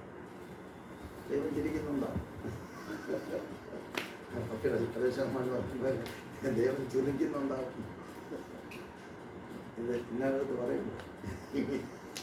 വിക്സ് വരട്ടിയ ക്യാൻസർ മാറുമെന്നൊക്കെ പറയും എന്ന് പറഞ്ഞാൽ ഈ നമ്മുടെ ഈ ഇരിക്കുന്ന അറിവിനെ എല്ലാം വെച്ചിട്ട് നമുക്കൊന്ന് പറയണമെന്ന് തോന്നി. കാരണം അവിടുത്തെ 2-3 കാര്യങ്ങൾ പറഞ്ഞിരിക്കുക. അതെൻ്റെ അനുഭവത്തിൽ ഞാൻ നല്ലോണം മനസ്സിലാക്കിയിട്ടുണ്ട്. ഇപ്പം എനിക്ക് നല്ലോണം അറിയാവുന്ന ചില കാര്യങ്ങൾ ചില ആ ഒരു ബുദ്ധിമുട്ടിൽ നിൽക്കുമ്പോഴത്തേക്ക് നമുക്ക് പ്രഷർ ഉള്ളിൽ രണ്ട് കാര്യം കൊണ്ടാണ്. ഒന്ന് സപ്പോർട്ട് ചെയ്യണമെന്നുള്ള, ഒന്ന് നമ്മൾ അറിയാതെ ഇൻഹറൻ്റായിട്ട് നമ്മളൊരാളാണെന്നുള്ളത് അറിയാതെ പറഞ്ഞു പോകണം. 2 കാര്യങ്ങളും അതിനകത്തുണ്ട്. അത് നമ്മൾ കാണത്തില്ല, ആ പുസ്തകം നമ്മൾ കാണത്തില്ല, പക്ഷെ അറിയാതെ പറയും, സപ്പോർട്ട് ചെയ്യുന്ന പോലെ ഇരിക്കും. പക്ഷെ അതിനകത്ത് നമ്മൾ പറഞ്ഞ ഇനി അത് നടന്നു കഴിഞ്ഞാൽ നമ്മൾ പറയും ഞാൻ അത് പറഞ്ഞ് ശരിയായി കേട്ടോ, അപ്പം മനസ്സിലാക്കുക ഇതുണ്ടായിരുന്നു, അപ്പോൾ അറിയില്ല, കുറച്ച് കഴിയുമ്പോൾ പറയും. ഇങ്ങനെ മനസ്സിങ്ങനെയൊക്കെ വർക്ക് ചെയ്യും. അപ്പോൾ ഇങ്ങനെ ഈ ഇതിനെ പെട്ടെന്ന് അറിയാം. അപ്പോൾ ഒരാളുടെ കാര്യത്തിൽ നടന്നു കഴിയുമ്പോൾ പിന്നെ അപ്പോൾ അതിനൊരു കോൺസെപ്റ്റ് ആക്കും, ബിലീഫ് ആക്കും, ഐഡിയ ആക്കും, അതിനെ ഹോൾഡ് ചെയ്യും. അതിനെ ഹോൾഡ് ചെയ്യുന്നതോടുകൂടി തന്നെ നമുക്ക് പിന്നെ അടുത്ത ഘട്ടം എന്ന് പറയുന്ന ഒരു സ്നേഹത്തിൻ്റെ തലത്തിലേക്ക് കടക്കാനുള്ള പോസിബിലിറ്റിയെ പൂർണ്ണമായിട്ട് അടച്ചു വയ്ക്കും. അറിയാവുന്ന ആളല്ലേ, നിങ്ങൾ തന്നെ റെക്കഗ്നൈസ് ചെയ്ത് ഞാൻ ശ്രമിക്കാവുന്നേ, പിന്നെ നിങ്ങൾ എന്നെ തലത്തിൽ ചെയ്തുകൊണ്ട് നടന്നാൽ ഞാൻ നിങ്ങൾ സ്നേഹിക്കും. അതൊന്നും പറ്റും. മര്യാദയ്ക്ക് പറയണമെല്ലാം കേട്ട് നിന്നാൽ എല്ലാം സ്നേഹം. നിങ്ങൾ അതൊന്നും അങ്ങനെയൊന്നും പറയുമ്പോൾ കേൾക്കാനൊന്നും കേൾക്കില്ലാന്നുണ്ടെങ്കിൽ വേറെ ആളുകൾ സ്നേഹിക്കും. എന്നെ സ്നേഹിക്കാനില്ല എന്നങ്ങ് പറയും, സ്നേഹമാണ്. ഇതാണ് ട്രെയിനിങ്. ഇതൊക്കെ എല്ലാവരും ചെയ്യുന്നുണ്ടാവും, നമ്മളൊക്കെ ചെയ്യുന്നു. അപ്പം ഇങ്ങനെ ഈ പറഞ്ഞ ഇതാണ് മണിപ്പൂർ ചക്രം എന്ന് പറയുന്നത്. അപ്പോൾ അവിടെ നടക്കുന്ന കാര്യങ്ങൾ നമ്മൾ നോക്കി മനസ്സിലാക്കും. നോക്കിയില്ലെങ്കിൽ ഇതൊന്നും അറിയില്ല, അതാണ് പ്രശ്നം. പിന്നെ മറ്റേ മാർഗം എന്ന് പറഞ്ഞാൽ ഇങ്ങനെ ഭഗവാനെ ഇങ്ങനെ എനിക്കെല്ലാം പ്രശ്നങ്ങളൊക്കെ ഉണ്ട്, എനിക്ക് അപ്പോൾ ഒരു സ്വസ്ഥതയില്ല. എന്താണ് സ്വസ്ഥതയില്ലാത്തതെന്ന് ആദ്യം മനസ്സിലാക്കാന്ന് പറഞ്ഞാൽ പരിപാടി പോകണ്ട. നമുക്ക് സ്വസ്ഥതയില്ലാന്ന് ദൈവത്തിൻ്റെ പോയി പറയാം. ദൈവം അവിടെ ഇരിപ്പുണ്ട്, എല്ലാവരും ഒക്കെ ഇരിപ്പുണ്ട്. നമുക്ക് കുറേയൊക്കെ പിടിച്ച് രാവിലെ ഇരിക്കുന്നു എല്ലാ സ്ഥലങ്ങളിലും. അവിടെ പോയി പറയുന്നു ഭഗവാനെ എനിക്കൊന്നും നടക്കില്ല. എന്നാൽ നമ്മൾ പിടിച്ചു വെച്ചിരിക്കുന്ന സാധനം വിടാനുള്ള ഉദ്ദേശവുമില്ല. അതുണ്ടെങ്കിൽ അവിടെ നീ പറഞ്ഞാൽ മതി. നമ്മുടെ സറണ്ടറല്ലേ, നമ്മളീ ഇരിക്കുന്ന ഈ സാധനമെല്ലാം അങ്ങ് വിട്ടിട്ട് അവിടെ പോയി നമ്മൾ പറയാം എനിക്കൊന്നും അറിഞ്ഞൂടെ ഭഗവാൻ എന്താണെന്ന് പറഞ്ഞാൽ ചെയ്യും എന്ന് പറയാൻ പറ്റും. എന്ന് പറയും. ഇന്ന് ഡെയിലി രാവിലെ അവിടെ പോയി എൻ്റെ കുന്നൊക്കെ തൂങ്ങി എല്ലാം തൂങ്ങിയിട്ട് അവസാനം എല്ലാം സമർപ്പണം ചെയ്തിട്ട് നമ്മളിങ്ങനെ പോരും. അപ്പോൾ അതിൻ്റെയും കൂടെ ഒരു ശകലം വരും. ഇപ്പം ദൈവം പ്രസാദിച്ചിരിക്കുകയാണ്. ഞാൻ അവിടെ ചെന്ന് കയറിയപ്പോൾ അവിടെ ഇരുന്ന ലൈറ്റ് പടയെന്ന് കത്തി. ഞാൻ ഇതുവരെ അങ്ങനെ കണ്ടില്ല. ഒരു വെറുതെ ഇരിക്കുന്ന ലൈറ്റ് അങ്ങ് കത്തി നല്ല പ്രകാശം വന്നത്. അപ്പോൾ എനിക്കൊരു ഉത്തേജനം കിട്ടി. എന്നെ കണ്ടപ്പോൾ ലൈറ്റ് കത്തിച്ചത് ഭഗവാനെ നീ ഒരു മഹാനാണ് എന്ന് നമ്മൾ മനസ്സിലായി. ഈശ്വരൻ്റെ പ്രസാദം നമുക്ക് കൊണ്ടുവന്ന് മനസ്സിലായി, സന്തോഷമായി. അടുത്ത ദിവസം വീണ്ടും ഈ ലൈറ്റ് കാണാൻ ചെന്ന് കൊടുക്കുന്നു. അവിടെ ലൈറ്റില്ല, ഒന്നും നടക്കില്ല, ഇങ്ങനെ പോകണം. അപ്പോൾ നമ്മളെല്ലാവരും പറയും നിങ്ങൾ അവിടെ പോയി കഴിഞ്ഞാൽ ലൈറ്റ് കത്തുന്നെങ്കിൽ നിങ്ങളെ റെക്കഗ്നൈസ് ചെയ്തു, ലൈറ്റ് കത്തിയിട്ടില്ലെങ്കിൽ പ്രയാസമാണ് കേട്ടോ. അത് നല്ല ക്ലീനായിട്ട് കുളിച്ചിട്ട് കിട്ടും, വെള്ളം കിട്ടും. അവിടെ ശക്തിയുള്ള സ്ഥലമാണ്. അതാ ഇതൊക്കെ പിടിച്ചിട്ട് ഇങ്ങനെ നോക്കിയിട്ട് അതൊക്കെ ഉണ്ട്. അപ്പോൾ ഇങ്ങനെയൊക്കെ ഇതുണ്ട്. പക്ഷെ അപ്പോൾ എന്താണെന്ന് വെച്ചാൽ അതിനകത്തൂടെ നമുക്ക് വേറൊരു സ്ഥലത്തോട്ട് അറിയാതെ മൈഗ്രേറ്റ് ചെയ്യാം. ഈ യുക്തി ആ സാധ്യത കിടക്കുകയാണ്. ഈ യുക്തി ചിന്തയ്ക്ക് അപ്പുറത്തേക്ക് കാര്യങ്ങൾ കാണാനും നീക്കാനുമുള്ള പോസിബിലിറ്റി നമ്മൾ കിടക്കുന്നുള്ളത് കൊണ്ടാണ് ഇത്തരം കാര്യങ്ങൾ നമുക്കൊരു ഹൃദ്യമായി തോന്നുന്നു. ദൈവം ജനിച്ചത് അങ്ങോട്ട് വന്നപ്പോൾ നോക്കിയിട്ട് ദൈവത്തിനടുത്ത് പ്രേമമാകുന്നത്. ഓക്കെ,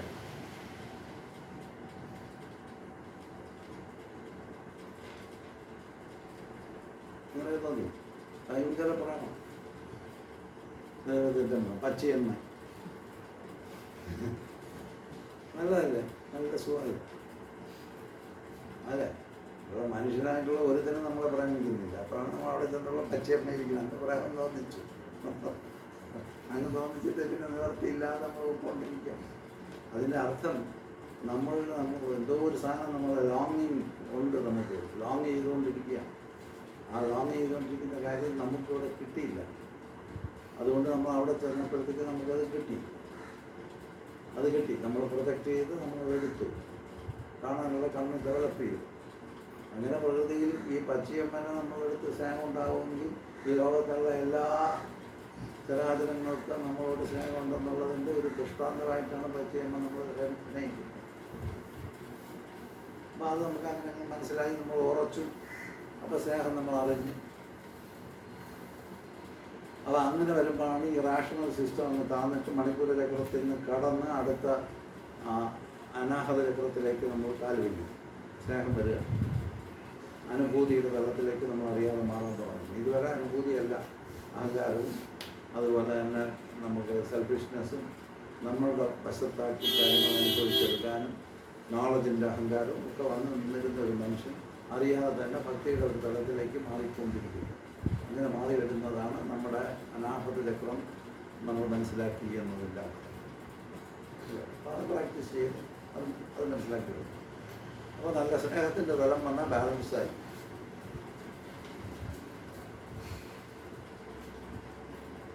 ഒരു നമ്മൾ സ്റ്റേബിളായി.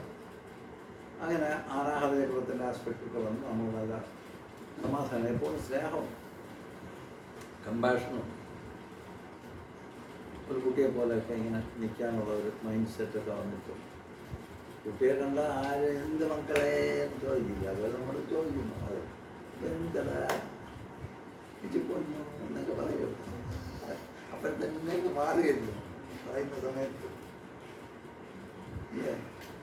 ഇത് നമ്മൾ സാധാരണ ആരെങ്കിലും ചക്കരേ എന്ന് വിളിച്ചാൽ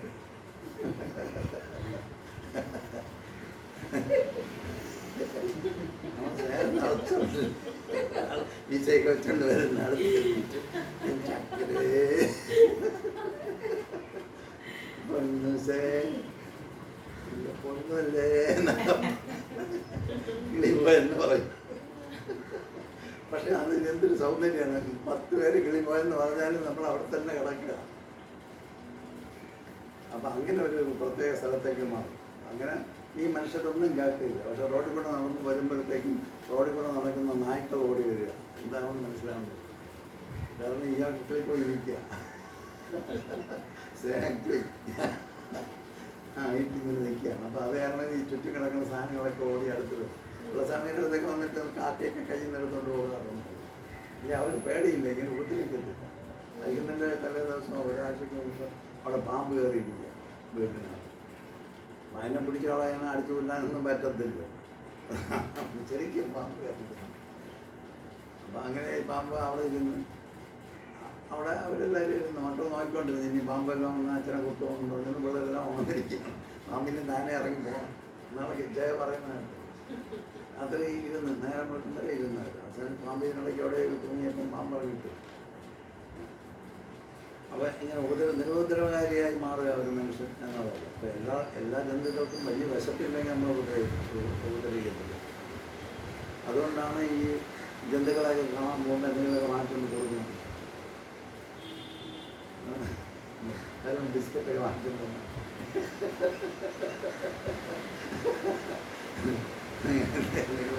മാറ്റുകൊണ്ട് കൊടുത്താൽ അവർ വയറിനകത്തിരിക്കാൻ നമ്മളെ ഉപദ്രവിക്കത്തേ ഇല്ല. ഒരു വിശന്നിരിക്കുമ്പോഴേ ഉള്ളൂ പ്രശ്നം.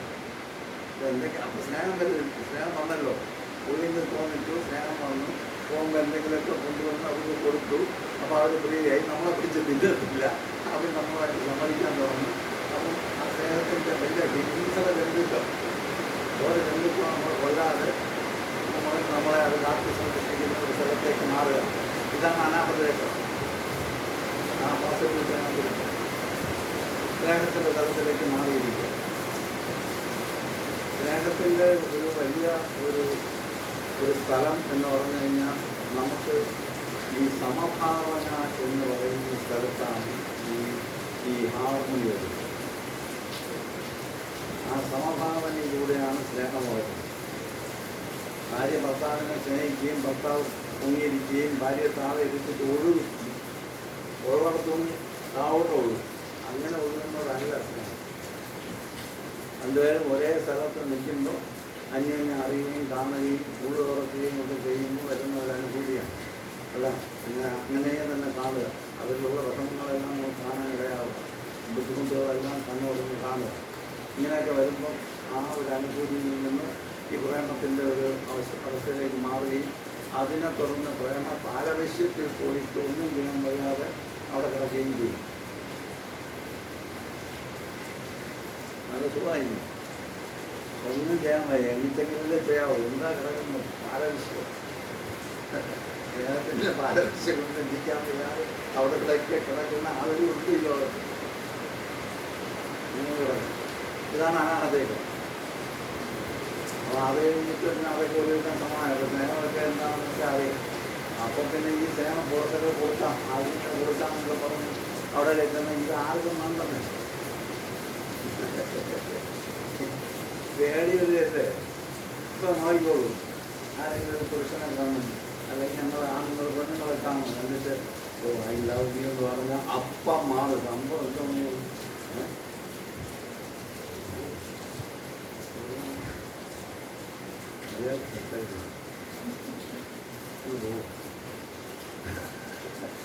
എന്താ പ്രശ്നം? അനാവശ്യം മാത്രം പറയുന്നത്, അനാവശ്യം മാത്രം പറയും.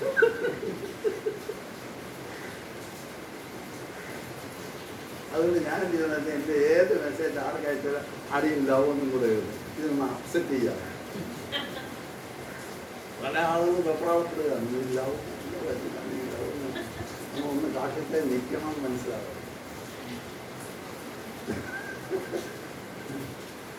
അങ്ങനെ അങ്ങനെ അവർ ഞാൻ ഇഷ്ടമുള്ള കണ്ടിട്ടുണ്ട് ലവ് എന്ന് പറഞ്ഞിട്ട്. അപ്പോൾ അവർ ലവ് എന്ന് തിരിച്ചെഴുതാൻ അവർ മടിച്ചിട്ട് അവർ ഹാർട്ടായിട്ട് മാക്സിമം ഒരു ഹാർട്ടിങ് അയച്ച് ലവ് എന്ന് എഴുതിയ ചിലപ്പോൾ വല്ല പ്രശ്നമുണ്ടെങ്കിൽ ഭയപ്പെടുത്തുന്ന ഒരു വികാരമാണ് ഈ പ്രേമമെന്ന് പറയുന്നത്. ആയി മാറി. കാരണം നമ്മൾ പരിചിതമായ സ്നേഹങ്ങൾ അങ്ങനെ നിൽക്കുകയാണ് ലോകത്ത്. അപ്പോൾ അതുകൊണ്ട് അത് ഭയപ്പെടുത്തുന്നതാണ് സ്നേഹിച്ച് ബന്ധിക്കുക എന്നൊക്കെ. അപ്പോൾ അത് കഴിഞ്ഞിട്ട് നമ്മൾ ഇങ്ങനെ സ്നേഹം കൊടുക്കാൻ ഇറങ്ങുമ്പോൾ ചിലപ്പം അത് അങ്ങോട്ട് ചിലപ്പോൾ നടക്കുന്നു. അപ്പം എന്ത് ചെയ്യും? നമുക്ക് അകത്തോട്ടിരിക്കാമെന്ന് തോന്നുന്നു. അകത്തോട്ടിരിക്കാമല്ലോ, അത് ആരുടെ പെർമിഷൻ വേണ്ടത്. അപ്പോൾ എന്നാൽ കുറച്ച് നേരം അകത്തോട്ടങ്ങ് ഇരിക്കാം. അവിടെ എന്തുണ്ടെന്ന് പറഞ്ഞെങ്കിൽ നോക്കി അവിടെ ഇങ്ങനെ അവിടെ ഒന്നും ഇല്ല, സമാധാനമായൊരു സ്പേസ് ഉണ്ട്. ഈതവളന് വിശുദ്ധരൊക്കെ. അപ്പോൾ ഇപ്പോൾ സമാധാനമായിട്ട് അകത്തോട്ടിരിക്കുക, നല്ല സുഖം, ഇൻ്റഗ്രേറ്റഡ് ആയിട്ട് ഇരിക്കുക. ഇപ്പം പറയുന്നില്ല, പറച്ചിലൊക്കെ നിർത്തി വിശുദ്ധ ചക്രത്തിൽ ഇൻ്റഗ്രേറ്റഡ് ആയിട്ടിരിക്കുക. അതുകൊണ്ടാണ് ഇൻ്റഗ്രേഷൻ, കമ്മ്യൂണിക്കേഷൻ ഇൻ്റഗ്രേഷൻ വിശുദ്ധ ചക്രത്തിൻ്റെ ആസ്പെക്റ്റായിട്ട് വന്നത്. അത് കഴിഞ്ഞാണ് നമ്മൾ അവിടെ എത്തി ഒരു ഇതൊക്കെ സെറ്റിൽ. എല്ലാം ആദ്യം ഇത് നോക്കിയാൽ കിട്ടത്തില്ല. അകത്തുകൊണ്ട് അകത്താണ് നോക്കേണ്ടത്, അകത്തൊക്കെ നോക്കി അവിടെ ഇരിക്കുക. ആദ്യത്തെ ചക്രം കഴിഞ്ഞിട്ടാണ്. അങ്ങനെ അവിടെ നിന്ന് നമ്മൾ കുറച്ച് ദിവസം അവിടെ കഴിഞ്ഞ് സമാധാനമായിട്ടൊക്കെ അങ്ങനെ നിന്ന് അങ്ങനെ ഇരിക്കുമ്പോഴാണ് ജീവിതത്തിൻ്റെ ഒരു സത്യം മനസ്സിലാക്കുന്നത്. കാരണം ആ നിൽക്കുന്ന ഒരാൾ കുറച്ച് നേരം അവിടെ അങ്ങ് ഇരുന്ന് കൊടുക്കുകയാണെങ്കിൽ അയാൾക്ക് ഒരു ഹാർമണി എന്ന് പറയുന്നത് അയാളുടെ ഇന്നർ ഹാർമണിയായിട്ട് എക്സ്പീരിയൻസ് ചെയ്യും. കാരണം അവിടെ ഒന്നുമില്ല, സ്പേസാണ് അതിൻ്റെ അളവ്. അതിൽ റിലാക്സ് ചെയ്തുകൊണ്ടിരിക്കുക. അപ്പോൾ അവിടെ നിന്ന് ക്ലാരിറ്റി വരികയാണ്.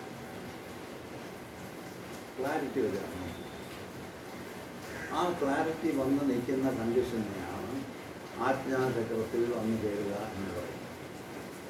പ്യുവർ വിഷൻ വരിക, കമാൻഡ് വരിക, എല്ലാത്തിൻ്റെയും എന്താണ് എന്ന് നടക്കുന്നതെന്നുള്ളതിൻ്റെ സോഴ്സ് വെളിപ്പെടുക.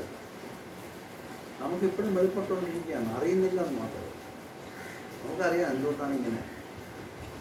പക്ഷെ അത് കുറെ കൂടെ എക്സ്പ്ലിസിറ്റായിട്ട് നമുക്ക് കാണാനും അറിയാനും പറ്റുന്ന ഒരു കണ്ടീഷനിലേക്ക് ഇറങ്ങി വരുന്നതിനാണ് ആ കമാൻഡ് സെൻറ്റർ നമുക്ക് മനസ്സിലായി വരുന്നത്. അതിലേക്ക് പോയി അതൊക്കെ. അപ്പോൾ അതിൻ്റെ പൊസിഷൻ മൂലാധാര ചക്രം എന്ന് പറയുന്നത് പെരിനിയം എന്ന് പറയുന്നു, അതിൻ്റെ സീറ്റ്. സെക്കൻഡ് വെച്ചാൽ ഹൈപ്പോഗ്യാസ്ട്രിക് എന്ന് പറയുന്നു, ഹൈപ്പോഗ്യാസ്ട്രിക് പ്ലക്സസ്. പിന്നെന്ന് പറഞ്ഞാൽ മണിപൂര ചക്രം നാഭി, അനാഹത ചക്രം ഹാർട്ട്, വിശുദ്ധ ചക്രം ത്രോട്ട്. പിന്നെ അത് കഴിഞ്ഞിട്ടാണ് നമ്മൾ ആജ്ഞാചക്രത്തിലേക്ക്. ആജ്ഞ എന്ന് വെച്ചാൽ കമാൻഡ്, ഓർഡർ, കൺട്രോൾ. അതാണ് ആജ്ഞാചക്രം. അത് റെസ്പോണ്ട് ചെയ്തിരിക്കുന്നത് നമ്മുടെ ഉള്ളിൽ ഈ ഹൈപ്പോതലാമസ് പിറ്റ്യൂട്ടറി എന്ന് പറയുന്ന സ്ഥലത്ത് പീനിയൽ ഗ്ലാൻഡ് അതിൻ്റെ കീഴിലാണ് എന്നാണ് യോഗശാസ്ത്രം കണക്കാക്കുന്നത്. അത് ആ പേരിലല്ല പറയുന്നത്. അതാണ് ഈ കൺട്രോൾ. ഇന്നലെ നമ്മൾ ബയോളജി പഠിച്ചപ്പോൾ നമ്മൾ കണ്ടത് അതാണ് ആ സ്ഥലം. ആജ്ഞാചക്രം പ്ലേസ് ചെയ്തിരിക്കുക. ആജ്ഞാചക്രത്തിനകത്ത് മറ്റൊരു ചക്രം ഇരിക്കുന്നതാണ് ഈ പീനിയൽ ഗ്ലാൻഡ് പൊസിഷൻ. ഇത് മൂന്നും കൂടെ ചേർന്നാണ് ആജ്ഞാചക്രം എന്ന് പറയുന്നത്. അതുകൊണ്ട് ആജ്ഞാചക്രത്തിനെ 2 സെപ്പറേറ്റ് എൻറ്റിറ്റി ആയിട്ട് മാറ്റി പഠിക്കുന്നതിന് വേണ്ടി സോമചക്രമെന്ന് ആജ്ഞാചക്രമെന്ന് 2 ചക്രങ്ങളാക്കി മാറ്റി വെച്ചു. ഡീറ്റെയിൽ ആയിട്ട് പഠിക്കാം. ചില സ്കൂളുകൾ അത് ചെയ്തില്ല, ഒരിക്കൽ കൊടുത്തു. അതുകൊണ്ട് അവർ സോമചക്രത്തിനെ കുറിച്ച് പറയുന്നില്ല, മെൻഷൻ ചെയ്യുന്നു. ഒരു ചക്രത്തിൻ്റെ സ്റ്റാറ്റസ് ഇതിന് സോമചക്രത്തിന് ഇല്ല എന്ന് വെച്ചു. ആജ്ഞയിൽ ഉള്ള ഒരു കാര്യമാണ് എന്ന് പറയുന്നത്. അപ്പോൾ ഇതിൻ്റെ ഫോർമാറ്റ് എന്ന് പറയുന്നത് 2 പെറ്റൽസാണ്. 2 പെറ്റൽസ്.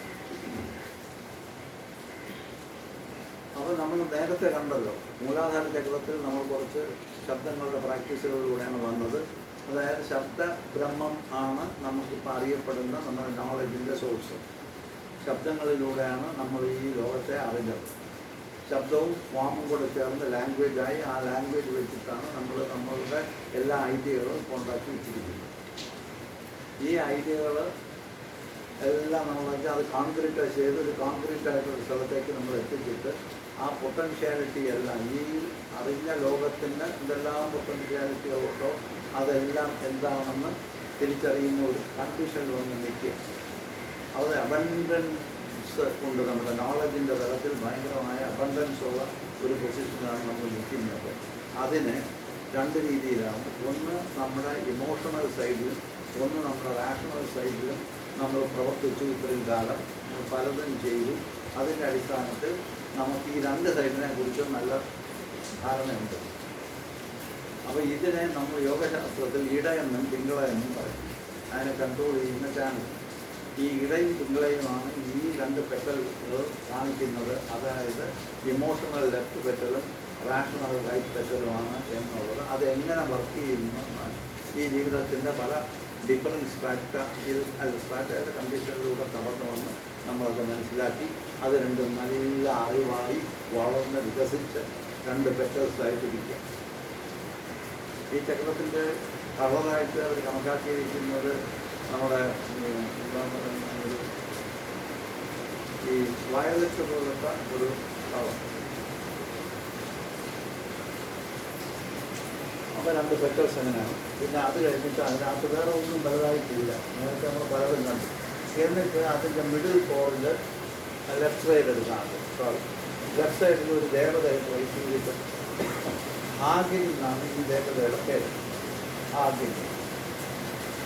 അപ്പോൾ ഈ ആകിനിക്ക് 6 തലയാണ്. അതിൻ്റെ സിമ്പിൾ ഐഡിയ നമ്മൾ പറഞ്ഞല്ലോ. ആദ്യത്തെ ചക്രത്തിൽ 1 തല, 2 തല, രണ്ടാമത്തെ 2, മൂന്നാമത്തെ 3, 4, 5, 6ാമത്തെ ചക്രത്തിൽ 6 തല എന്ന് പറഞ്ഞാൽ നമ്മൾ ഇതുവരെ നമ്മൾ അറിഞ്ഞതും അനുഭവിച്ചതും അതിലൂടെ നമ്മൾ പുതുപ്പിച്ചെടുത്ത നമ്മുടെ അണ്ടർസ്റ്റാൻഡിങ്ങുകളും ഫാക്കൽറ്റീസായി നമ്മളിൽ തിരിച്ചുണ്ട്. ഇതൊക്കെ നമുക്ക് പിന്നെ വിടേണ്ടി വരും. എന്നാലും അതെല്ലാം റിഫൈൻ ചെയ്ത് നമ്മളിൽ തന്നെ ഇരിപ്പുണ്ട്. ശക്തിയായി മാറി നമ്മളിൽ തന്നെ ഇരിപ്പുണ്ട്. ഉപയോഗിക്കണോ വേണ്ടയോ എന്നുള്ളത് മറ്റൊരു കാര്യമാണ്. പക്ഷേ അത് ശക്തി രൂപത്തിൽ നമ്മളിലേക്ക് നിറഞ്ഞ് നിൽക്കുകയാണ്. അതാണ് ആ ലെഫ്റ്റ് സൈഡിൽ ചക്രത്തിൻ്റെ ആക്ച്വലി ഈ ഫെമിനൈൻ സൈഡ് എന്ന് പറയുന്ന ചക്രത്തിൻ്റെ ലെഫ്റ്റ് സൈഡും മാസ്കുലൈൻ സൈഡ് ചക്രത്തിൻ്റെ റൈറ്റ് സൈഡുമാണ് എന്നാണ് പറഞ്ഞത്. പക്ഷേ ഇതിനകത്ത് അതിനുള്ള സാധ്യത ഇല്ലാത്തതുകൊണ്ട് മറുവശത്ത് അടിച്ചിട്ട് പോകാം. എന്നാൽ ലെഫ്റ്റ് സൈഡിൽ അകത്തടിക്കുന്ന അർദ്ധനാരീശ്വരൻ്റെ സ്ത്രീഭാഗം ലെഫ്റ്റ് സൈഡിലാണ് വെച്ചിരിക്കുന്നത്. അപ്പോൾ ഇങ്ങനെ ഇതിനെ ഈ സ്വരൂപത്തിന് ഈ പറയുന്ന ദേവതയെ ഹാദിനി എന്നാണ് നമ്മുടെ കുണ്ടൽ യോഗത്തിൽ പറയുന്നത്. ഇനി ആ ദേവതയുടെ കയ്യിൽ 3 കാര്യങ്ങൾ ഇരിപ്പുണ്ട്. ഒന്ന് ഒരു ഉടുക്ക്, മറ്റേ കയ്യിലൊരു കള്ള്, താഴത്തെ കയ്യിൽ റോസറി. റോസറി എന്ന് പറയുന്നത് ഉടുക്കെന്ന് പറയുന്നത് നമുക്ക് നമ്മളിൽ നടക്കുന്ന ചെറിയ ചലനങ്ങൾ പോലും കാണാനുള്ള, കേൾക്കാനുള്ള, അനുഭവിക്കാനുള്ള സെൻസ് ഡെവലപ്പ് ചെയ്യും. ഒരു സാധാരണ സെൻസല്ല, ഒരു 6th സെൻസ് നമുക്ക് ഡെവലപ്പ് ചെയ്തുകൊണ്ടിരിക്കുക. ആ 6th സെൻസിനെയും കൂടെയാണ് ഈ 6 തലകൾ കാണിക്കുന്നതെന്നും പറയുന്നത്. ഈ 6 തലകൾ ഈ നമ്മുടെ 6th സെൻസായ മൈൻഡ് എന്ന് പറയുന്നതിനെ കൂടെ കാണിച്ചുകൊണ്ടാണ് ഈ 6 സെൻസ് തല അവിടെ കാണിക്കും. അപ്പോൾ അത്രയും ഹൈലി സെൻസിറ്റീവായിട്ടിരിക്കും. അലർട്ടായി, സെൻസസ് എല്ലാം അലർട്ടായി. അത് വേറെ ഒന്നും ഇൻഫർമേഷൻ എടുക്കുന്നില്ല. മൈൻഡെല്ലാം പരിപൂർണ്ണ അവേർനെസ്സിൽ നിൽക്കുകയാണ്. അതൊന്നും പുതിയതായി എടുത്തിട്ട് ഡിസ്ക്രിമിനേറ്റ് ചെയ്യാനോ ജഡ്ജ്മെൻ്റ് എടുക്കാനോ ഒന്നും ശ്രമിക്കാതെ ഫ്രീ ആയിട്ടിരിക്കുക. ആജ്ഞാചക്രത്തിൽ തുറന്നങ്ങിരിക്കുക. അപ്പം അതിനകത്ത് എന്ത് ചെറിയ ഒരു മൂവ്മെൻറ്റ് വന്നാലും ശാന്തമായി ഇരിക്കുന്നത് കൊണ്ട് ആ മൂവ്മെൻറ്റിനെ ഉടനെ മനസ്സിലാവും. അതാണ് ഈ ശിവൻ്റെ ഉടുക്കായിട്ടിരുന്ന് നമ്മുടെ വളരെ റിഫൈൻഡ് ആയിട്ടുള്ള നോളജ് നമ്മളിലേക്ക് ഡ്രോം ചെയ്തുകൊണ്ടിരിക്കുന്നത്. അതുപോലെ തന്നെ ഇടത്തെ കയ്യിൽ ഒരു അപ്പർ ഹാൻഡിനകത്ത് ഒരു സ്കള് വെച്ചിട്ടും. അപ്പം ഈ എന്ന് പറയുന്നത് നമ്മുടെ മണ്ടേനായിട്ടുള്ള എല്ലാ കാര്യങ്ങളും ക്രോസ് ചെയ്തു. എലമെൻ്റ് ഒരു നേച്ചർ ക്രോസ് ചെയ്തു. മൂലാധാരത്തിൽ എർത്ത് എലമെൻ്റ്, സ്വാധിഷ്ഠാനത്തിൽ വാട്ടർ എലമെൻ്റ്, മണിപുരത്തിൽ ഫയർ എലമെൻ്റ്, അനാഹതത്തിൽ എയർ എലമെൻ്റ്, ഈതർ എലമെൻ്റ്, വിശുദ്ധൈ. ആ എലമെൻ്റൽ നേച്ചറിനെ കുറിച്ച് കൃത്യമായി മനസ്സിലാക്കി അതെന്തൊക്കെയാണ് ചെയ്തതെന്നും അറിഞ്ഞു. അതിനോടൊന്നും ഇനി ഒരു പ്രത്യേക മമതയില്ലാതെ അതിനപ്പുറത്തോട്ട് കടന്ന് സീറ്റ് ഓഫ് ക്വാളിറ്റിയിൽ വന്നിരിക്കുകയാണ്. സീറ്റ് ഓഫ് ക്വാളിറ്റി എന്ന് പറയുന്നത് നമുക്ക് അറിയാമല്ലോ, സത്വരജ തമോ ഗുണങ്ങൾ. അതായത് സൃഷ്ടിക്ക് ആധാരമായ ആ ക്രിയേഷനും എക്സിസ്റ്റൻസും വിഡ്രോയൽ എന്ന് പറയുന്ന പ്രിൻസിപ്പിളാണ് ഇവിടെ സനാതനമായി ഉള്ളത്. എപ്പോഴും അതിന് നടന്നുകൊണ്ടേയിരിക്കും എന്ന് മനസ്സിലാക്കുന്നത് കൊണ്ട് അതിൻ്റെ താഴെയുള്ള ഒരു കണ്ടീഷനിലും കറി ഒട്ടുന്നില്ല. അതാണ് ആ ഡിറ്റാച്ച്മെൻ്റ് കളർ. പിന്നെ അങ്ങനെ ഇരിക്കുന്ന ഒരാളിനെ സംബന്ധിച്ചിടത്തോളം അയാൾ ശരിക്കും മെഡിറ്റേറ്റീവ് സ്റ്റേറ്റിലാണ്. വേറെ ഒന്നും എടുക്കുന്നില്ല. ആ പ്ലെയിനിൽ അങ്ങനെ സമർത്ഥനായിട്ടിരിക്കുക, സീറ്റ് ഓഫ് ക്വാളിറ്റിയിൽ വന്നിരിക്കുക. അതാണ് ഒറിജിൻ. ഈ ശക്തിയുടെ അല്ലെങ്കിൽ മാനിഫെസ്റ്റേഷൻ്റെ ഒറിജിൻ എന്ന് പറയുന്നത് ക്വാളിറ്റീസാണ്. ആ ക്വാളിറ്റീസിലോട്ട് ഇറങ്ങി ഇരിക്കുക. അതിൽ തന്നെ ഇരിക്കുന്നത് കൊണ്ടാണ് ആ റോസറി കാണിച്ചിരിക്കുന്നത്. ഈ മെഡിറ്റേറ്റീവ് സ്റ്റേറ്റിൽ അവിടെ ഇരിക്കുക.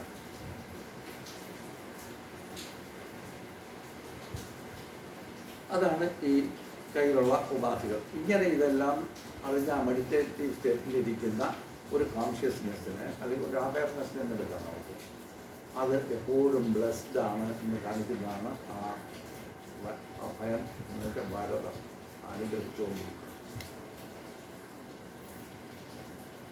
ഇതാണ് ആ ഫെമിനൈൻ ഡയറ്റി കൊണ്ട് കാണിക്കുന്നത്. ഇനി നമ്മൾ കണ്ടു ഫസ്റ്റ് ചക്രത്തിൽ മൂലാധാരത്തിൽ ഒരു സീഡ് ഓഫ് കോൺഷ്യസ്നെസ്, ആത്മലിംഗം എന്ന് പറഞ്ഞിട്ട് കോൺഷ്യസ്നെസ്സിൻ്റെ സീഡാണ് നമ്മളവിടെ റെഫർ ചെയ്യുന്നത്. ആ കോൺഷ്യസ്നെസ്സിൻ്റെ സീഡ് ഈ യാത്രയിൽ, ഈ സ്പിരിച്വൽ അന്വേഷണത്തിൻ്റെ പാതയിൽ ഓരോ ചക്രത്തിൻ്റെയും ഹിഡനായിട്ടുള്ള കാര്യങ്ങളെല്ലാം മനസ്സിലാക്കി അതെല്ലാം അൺട്രാവൽ ചെയ്ത് അതിൻ്റെ മുകളിൽ കമാൻഡ് ഉണ്ടായി അതിൽ സറണ്ടർ ചെയ്ത് അങ്ങനെ നിൽക്കുന്ന ഒരു ആൾ എന്ന് പറഞ്ഞാൽ അയാളുടെ കോൺഷ്യസ്നെസ്സിന് വികാസമൊന്നുമില്ല. അതെപ്പോഴും അങ്ങനെ തന്നെ ഇരിക്കുന്നതാണെന്ന് നമ്മൾ കണ്ടിട്ടുണ്ട്. എങ്കിലും അതിനെ ഇവിടെ പിക്ചറൈസ് ചെയ്ത് കാണിച്ചിരിക്കുന്ന അതിനെക്കുറിച്ചുള്ള അവയർനെസ് ഭയങ്കരമായിട്ട് എൻഹാൻസ്ഡായി ഒരു വലിയ ശിവലിംഗം ആയി. ഇതിനെ ഇതരലിംഗം എന്ന് ഇതരലിംഗമാണെന്ന് തോന്നുന്നു. നോക്കണം, അത് കണ്ടിരിക്കുന്നത് ആരെങ്കിലും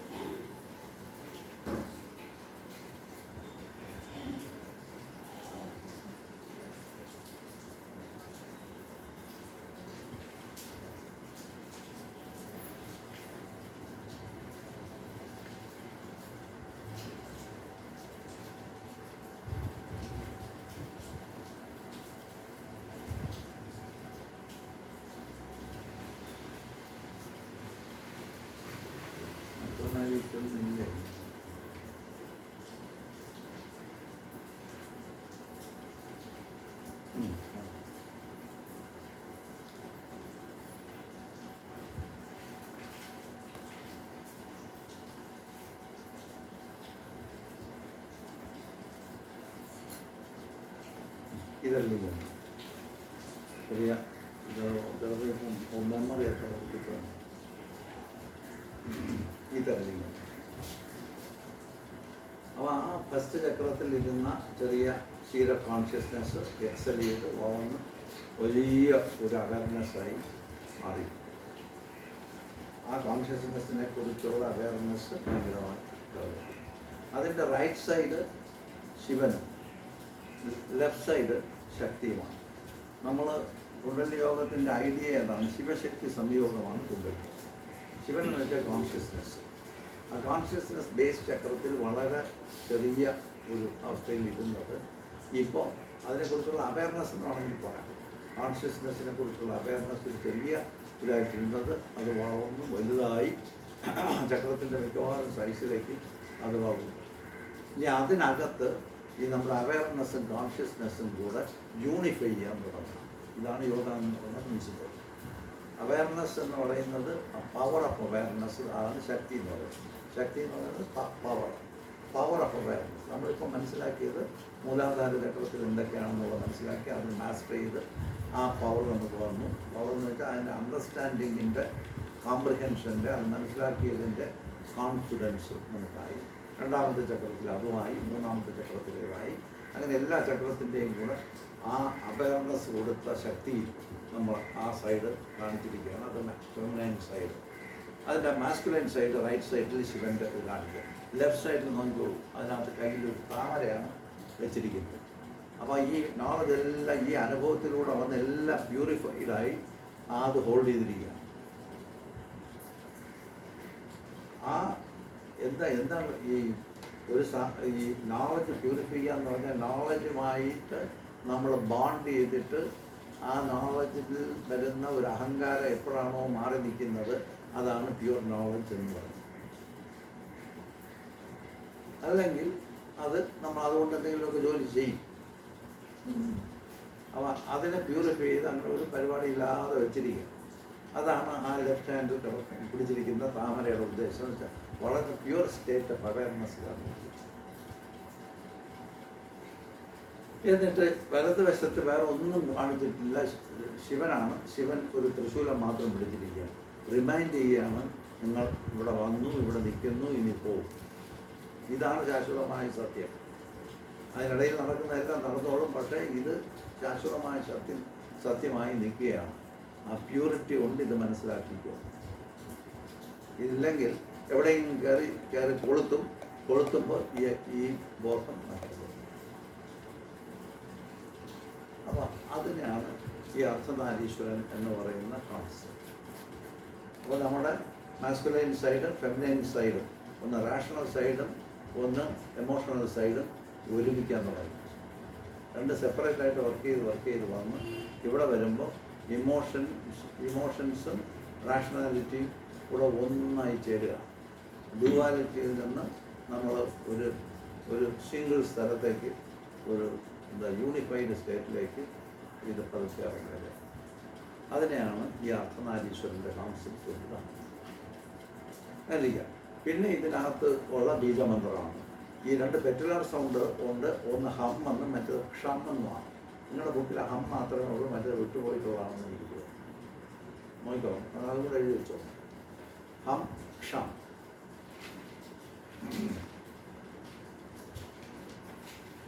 അപ്പം അങ്ങനെ ഓം എന്ന് പറയുന്ന ബീജമന്ത്രം.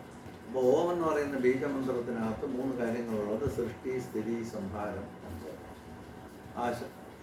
ഓപ്പണിംഗ് ആവും. അതിനാണ് ക്രിയേഷൻ എന്ന് പറയുന്നത്. അപ്പോൾ എന്ന് പറയുന്ന ആകൃതി കൊണ്ട് കാണിക്കുന്നത് ഓപ്പണിംഗ് ആവും, കമ്മിങ് ഇൻ ടു ബീയിങ്.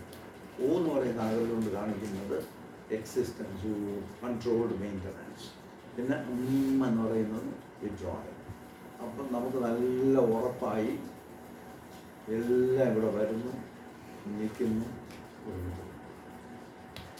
ഈ മാനിഫെസ്റ്റേഷൻ അങ്ങനെയാണ് പോകുന്നത്. അതുകൊണ്ടാണ് അവിടെയാണ് ഈ ഫസ്റ്റ് ചക്രയിൽ ഉണ്ടായിരുന്ന നമ്മുടെ അഭിനിവേശം അല്ലെങ്കിൽ ചെറിയ ഭയങ്ങൾ, അടുത്ത ചക്രത്തിൽ വരുന്ന ഭയങ്ങൾ, ഈ ഭയങ്ങളെല്ലാം ദൂരീകരിക്കപ്പെടുന്നു. കാരണം എന്താണെന്ന് പറഞ്ഞാൽ ഇങ്ങനെയാണ് എന്ന് നല്ല ഉറപ്പാകും. അപ്പോൾ പ്രകൃതിയുടെ കോഴ്സിൽ ഇങ്ങനെ സംഭവിച്ചുകൊണ്ട് പോവുക. അപ്പോൾ അതിനെ കണ്ടിട്ട് ആ പ്രകൃതി ലയാണമെന്ന് പറഞ്ഞൊരവസ്ഥയിലേക്ക് മാറുക. പ്രകൃതിയിൽ ലയിച്ച് നിൽക്കണം. പ്രകൃതി വിരുദ്ധമാണ് ജീവിച്ചിരിക്കണം അധിക കാലം എന്നാഗ്രഹിക്കുന്നു. ഇവിടെ ഒരു കാലമുണ്ട്, ആ കാലം തന്നെയാണുള്ളത്. അതിനപ്പുറത്ത് കുറച്ചുകൂടെ ഒന്ന് മറ്റേ സ്ഥാനത്ത് മൂക്കിനകത്തൂടെ മറ്റേ എല്ലായിടത്തൂടെ കുഴലിടുമല്ലോ. കുഴലിടുന്ന പ്രകൃതി വിരുദ്ധം. അതുകൊണ്ട് നമ്മളങ്ങോട്ട് പോകുമ്പോൾ കുഴലിടാൻ ആരെങ്കിലും വന്നാൽ കുഴലെല്ലാം അങ്ങോട്ട് മാറ്റി വയ്ക്കുകയും ഞാൻ ഒന്ന് പൊയ്ക്കോട്ടെ എന്ന് പറയാനുള്ള ഒരു സന്മനസ്, അറിവും സമാധാനം ഉണ്ടാകും. ഇല്ലെങ്കിൽ നമ്മൾ പഠിക്കാൻ തുടങ്ങുന്നത് നമ്മൾ കൈ കാലം പിടിച്ച് കെട്ടുക.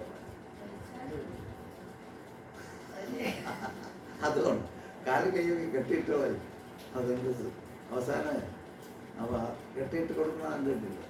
ഈ അങ്ങനെ കൊണ്ട് ഞാൻ കണ്ടിട്ടുണ്ട് ഏറ്റവും വലിയ വേദന ഉണ്ടാക്കിയൊരു കാര്യം ഞാൻ കണ്ടിട്ടുണ്ട്.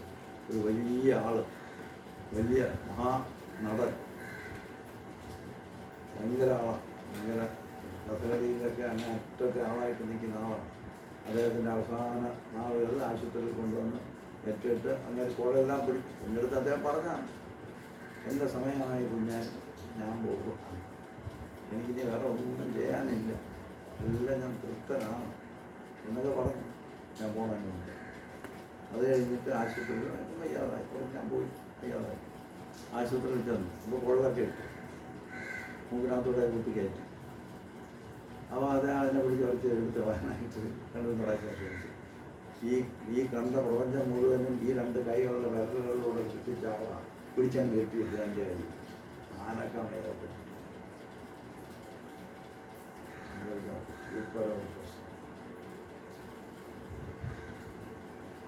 ഓണവരങ്ങോട്ടേക്ക് കിടക്കണമെന്നുള്ളത് കെട്ടിയിട്ടോ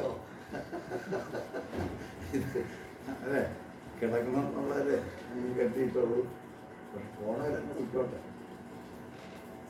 അതങ്ങനെ ഭയങ്കര വിഷമമുണ്ടാക്കുന്ന ഒരു കാര്യം ഞാൻ കേട്ടോ. അത് പറയാൻ എന്നാലും വായെടുത്ത് പറയാൻ പറ്റുള്ളൂ. അതെ, അവർ കെട്ടിയിട്ടിരിക്കുകയല്ലേ, അങ്ങനെ കുറച്ചുകൂടെ കിടക്കട്ടോ,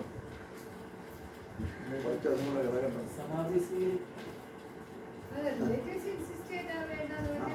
ആ റിലേറ്റീവ്സാണ് ഇത് ചെയ്യുന്നത്, ഡോക്ടർമാരുടെ കുഴപ്പമല്ല. ഈ റിലേറ്റീവ്സ് അദ്ദേഹത്തെ കുറച്ചുകൂടെ കെട്ടി വിട്ടിട്ടേക്കാന്ന് വിചാരിച്ചു. അങ്ങനെ ഘട്ടത്തിൽ വരും, നമ്മൾ വേണ്ടപ്പെട്ട ആൾ കിടക്കുമ്പോൾ നമുക്ക് അറിയാമല്ലോ. നമ്മൾ ഡൈലമിൽ എത്തുമല്ലോ, എന്താണ് ചെയ്യേണ്ടതെന്ന് അറിഞ്ഞില്ല. ഇത് സപ്പോർട്ട് എടുത്താൽ ആൾ പോകും, ചിലപ്പോൾ സപ്പോർട്ട് എടുത്താൽ രക്ഷപ്പെട്ടെങ്കിലോ എന്നൊരു ചെറിയ സംശയം നമുക്ക് വരും. വരുമല്ലോ ചിലപ്പോഴേ നമ്മൾ ചോദിക്കുകയും ചെയ്യും. അത് പ്രയാസമാണ്, അത് ലൈഫിൻ്റെ കാര്യം അങ്ങനെയൊന്നും ചൂടാക്കി പറയാൻ പറ്റില്ല എന്ന് ഡോക്ടർമാർ പറയും.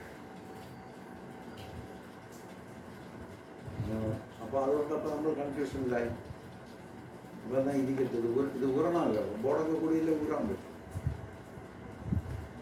അപ്പോൾ അത് പിന്നെ രണ്ടാമത് ഊരിയ പിന്നെ അത് ഊരിയതാണ്.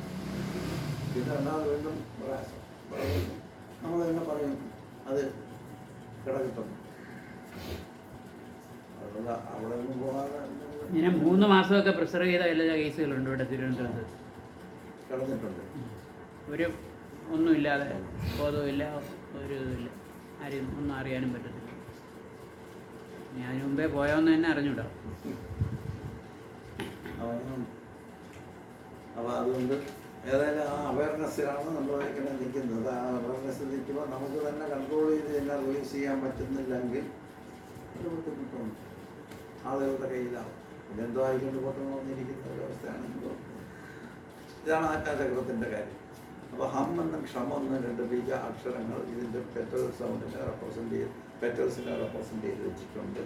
പിന്നെ നടുക്കിരിക്കുന്ന ഇത് അതിൻ്റെ ബീജമന്ത്രമാണ്, അത് ഓം എന്നാണ്. അതാദ്യ പ്രപഞ്ചത്തിൻ്റെ ആദ്യ സ്വരമാണ്. ആ സ്വരത്തിലാണ് ഈ പ്രകൃതി മുഴുവൻ നിൽക്കുന്നതാണ് എന്നൊരു സങ്കല്പമുണ്ട്. അതിൻ്റെ കാരണം മിക്കവാറും എല്ലാ ഓബ്ജക്റ്റുകളും കലശാബ്ദങ്ങളും മൂവ് ചെയ്തുകൊണ്ടിരിക്കുകയാണ്. സർക്കുലർ മൂവ്മെൻ്റാണ് ഒരുപാട് എണ്ണത്തിനുള്ളത്. ഞാൻ അല്ലാത്തതും ഒക്കെ ഇഷ്ടംപോലെ കാണും. അപ്പോൾ അങ്ങനെയാണെങ്കിൽ ആ സർക്കുലർ മൂവ്മെൻറ്റിൻ്റെ ഫലമായി എയർ ഉണ്ടെങ്കിൽ, അറ്റ്മോസ്ഫിയർ ഉണ്ടെങ്കിൽ ഓം എന്ന് പറയുന്ന ഓംകാരം ഉണ്ടായിക്കൊണ്ടിരിക്കും. അതിനകത്ത് ഈ 3 കണ്ടൻറ്റുണ്ട്.